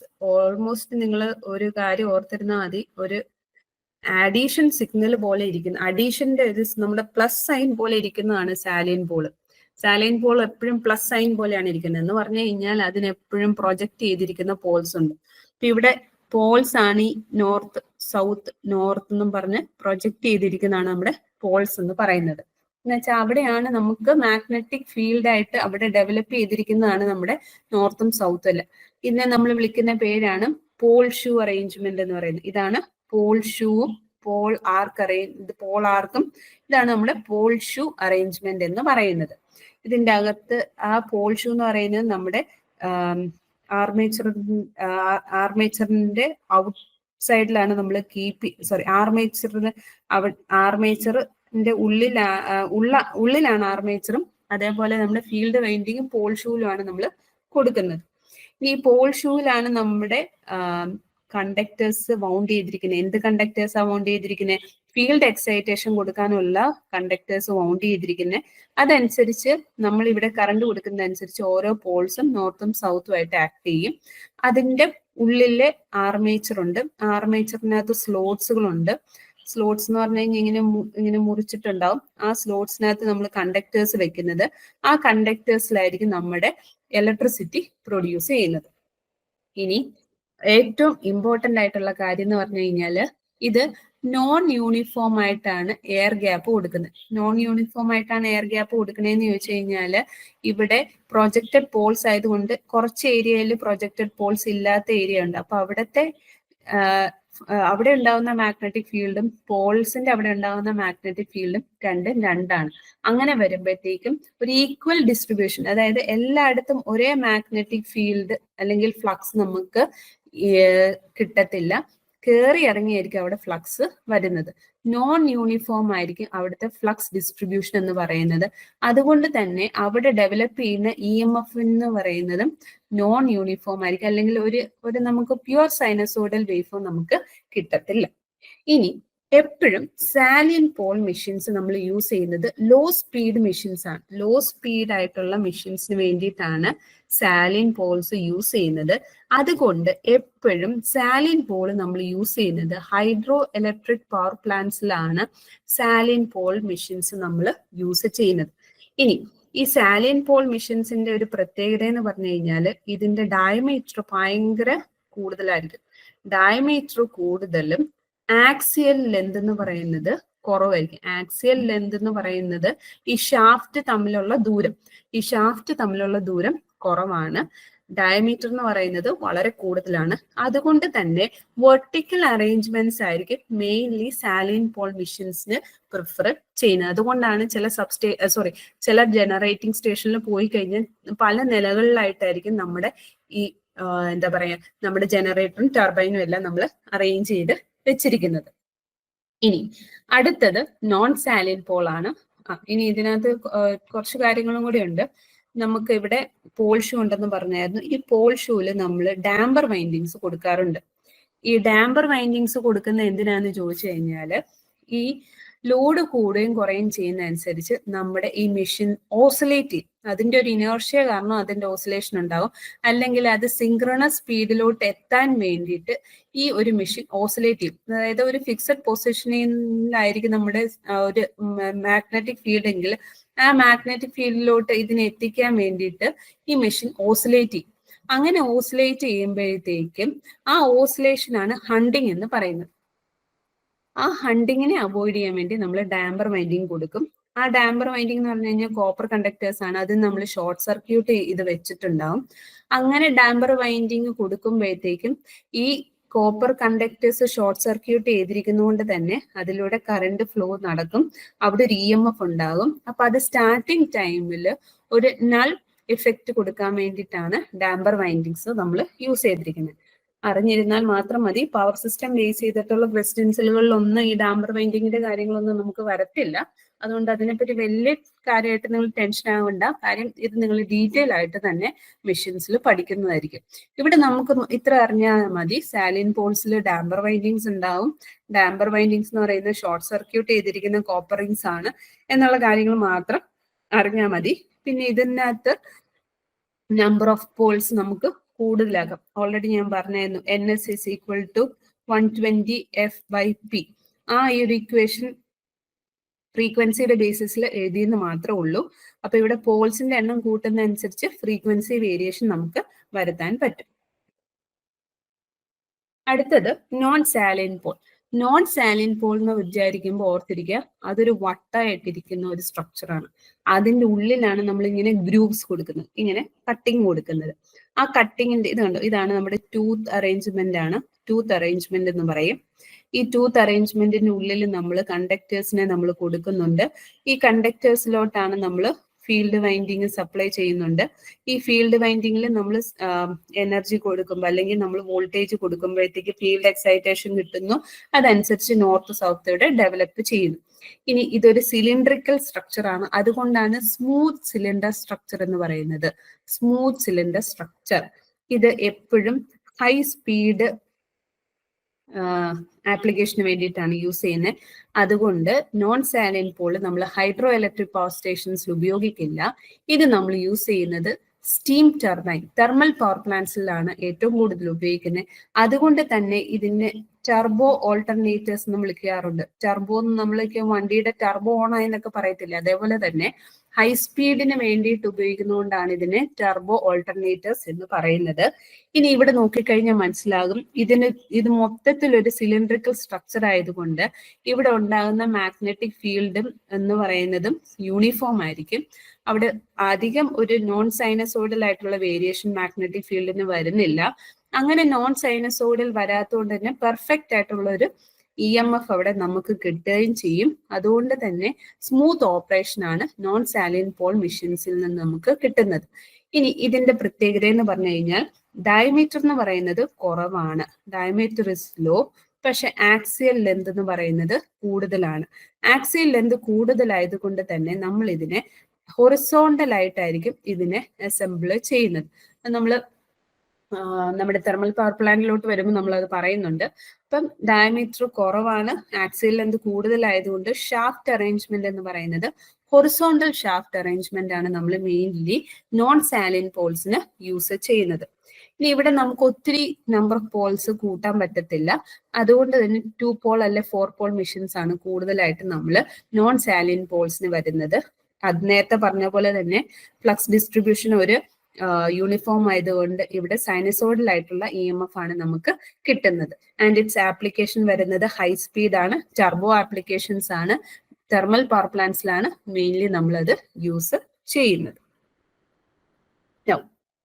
അപ്പൊ ഇത്രയും കാര്യങ്ങളാണ് നമുക്ക് ടർബൈനിലും ജനറേറ്ററിലും ഒക്കെ നമുക്ക് മെയിൻലി പഠിക്കാനുള്ളത്. ഇനി നമ്മള് കുറച്ച് ജനറൽ ആയിട്ടുള്ള കാര്യങ്ങളാണ്, ഹൈഡ്രോ ഇലക്ട്രിക് പവർ പ്ലാന്റിന്റെ ജനറൽ ആയിട്ടുള്ള കാര്യങ്ങളാണ്. സെലക്ഷൻ ഓഫ് സൈറ്റ്, 4 കാര്യങ്ങളാണ് നമ്മൾ സെലക്ഷൻ ഓഫ് സൈറ്റിൽ പറയുന്നത്. Availability of water, storage of water, head of water, accessibility. നമുക്കറിയാം നമ്മുടെ എല്ലാ ഹൈഡ്രോ പവർ പ്ലാന്റ് എടുത്തു നോക്കിയാൽ ഉള്ളിലാണ്, ചിലപ്പോൾ മിക്ക ഫോറസ്റ്റ് ഏരിയകളിലൊക്കെ തന്നെയാണ് നമ്മുടെ ഈ ജനറേറ്റിംഗ് സ്റ്റേഷനും അതേപോലെ തന്നെ ഡാമും റിസർവോയറും എല്ലാം ഉള്ളത്. അതിന്റെ മെയിൻ കാരണം എന്ന് പറഞ്ഞു കഴിഞ്ഞാൽ കൂടുതൽ എമൗണ്ട് ഓഫ് വാട്ടർ വേണം, അതേപോലെ തന്നെ റെയിൻഫോൾ എന്ന് പറയുന്നത് കൂടുതലായിരിക്കണം, നമുക്കത് സ്റ്റോർ ചെയ്യാനുള്ള സ്റ്റോറിങ് ഉണ്ടാകണം, ലാർജ് ഏരിയ ഓഫ് സ്റ്റോറേജ് വേണം. അതേപോലെ തന്നെ ടോപ്പോഗ്രഫിക്കലി നന്നായിട്ട് ഹൈറ്റ് വ്യത്യാസമുള്ള ഒരു സ്ഥലത്ത് മാത്രമേ നമുക്കത് കൺസ്ട്രക്ട് ചെയ്യാൻ പറ്റുള്ളൂ. പിന്നെ ഏറ്റവും അത്യാവശ്യം എന്ന് പറഞ്ഞു കഴിഞ്ഞാൽ ആ ഒരു ഏരിയയിലോട്ട് ട്രാൻസ്പോർട്ടേഷൻ ഫെസിലിറ്റിയും അവൈലബിലിറ്റിയും വേണം. അപ്പൊ ഇത്രയും കാര്യങ്ങൾ നോക്കിയാണ് നമ്മളൊരു സൈറ്റ് സെലക്ട് ചെയ്യുന്നത്. അപ്പൊ ഏറ്റവും ഇമ്പോർട്ടന്റ് ആയിട്ട് വേണ്ടത് റെയിൻഫോൾ കൂടുതലായിട്ട് വേണം, അതേപോലെ തന്നെ സ്റ്റോറേജിനുമായിട്ടുള്ള ഒരു സ്റ്റോറേജ് നന്നായിട്ട് ഉണ്ടാവണം, ഹെഡ് ഈസി ആയിട്ട് അവൈലബിൾ ആണെങ്കിൽ മാത്രമേ മാക്സിമം എനർജി നമുക്ക് ഹാർനസ് ചെയ്ത് എടുക്കാൻ പറ്റത്തുള്ളൂ. അടുത്തത് അഡ്വാൻറ്റേജസ്. എന്താണ് ഇതിന്റെ ഏറ്റവും വലിയ അഡ്വാൻറ്റേജ് എന്ന് പറഞ്ഞു കഴിഞ്ഞാൽ ഓപ്പറേറ്റിംഗ് കോസ്റ്റ് എന്ന് പറയുന്നത് വളരെ കുറവാണ്. It is A renewable energy, neat and clean ആണ്, മെയിൻ്റെനൻസ് കുറവാണ്, ലൈഫ് ഓഫ് ഓപ്പറേഷൻ എന്ന് പറയുന്നത് ഒത്തിരി ഉണ്ട്, ആൻഡ് ഓൾസോ ഇറിഗേഷനും ഫ്ലഡ് കൺട്രോളും ചെയ്യാൻ പറ്റും. അനദർ ഇമ്പോർട്ടൻറ്റ് തിങ് എന്ന് പറഞ്ഞാൽ ഷോർട്ട് സ്റ്റാർട്ടിങ്, അതായത് നമുക്ക് എപ്പോൾ വേണമെങ്കിലും ഇത് സ്റ്റാർട്ട് ചെയ്ത് റൺ ചെയ്യാം. അതുകൊണ്ട് തന്നെ ഇതൊരു പീക്ക് ലോഡായിട്ട് ഒക്കെ നമുക്ക് ഉപയോഗിക്കാൻ പറ്റും. അതേസമയം ചെറിയ ചെറിയ ഹൈഡ്രോ പ്ലാന്റ്സ് അത്രയും നമുക്ക് പീക്ക് ലോഡിലോട്ട് ഉപയോഗിക്കാൻ പറ്റില്ല. പക്ഷെ ലാർജ് ഹൈഡ്രോ പവർ സ്റ്റേഷൻസ് എല്ലാം തന്നെ നമ്മൾ പീക്ക് ലോഡായിട്ട് നമുക്ക് ഉപയോഗിക്കാൻ പറ്റും. അടുത്തത് ഡിസഡ്വാൻറ്റേജ് ആണ്. ഇതിൽ ഇൻസ്റ്റലേഷന് വേണ്ടിയിട്ടുള്ള ചാർജ് ആണ് ഏറ്റവും കൂടുതൽ. നമുക്കറിയാം ഡാം കൺസ്ട്രക്ട് ചെയ്യണം, അതേപോലെ പവർ ഹൗസിന്റെ കൺസ്ട്രക്ട് ചെയ്യണം, ജനറേറ്റർ ടർബൈൻ സെറ്റ്, അതിന്റെ ആക്സസറീസ് എല്ലാം നമുക്ക് ഇനീഷ്യൽ കോസ്റ്റ് എന്ന് പറയുന്നത് വളരെ കൂടുതലാണ്. പിന്നെ ചില കേസുകളിൽ ഇപ്പൊ നമുക്കറിയാം വേനൽക്കാലം കൂടുതലാവുമ്പോഴത്തേക്കും അവൈലബിലിറ്റി ഓഫ് വാട്ടറിന് കുറച്ച് ബുദ്ധിമുട്ടുകൾ ഉണ്ടാകാറുണ്ട്.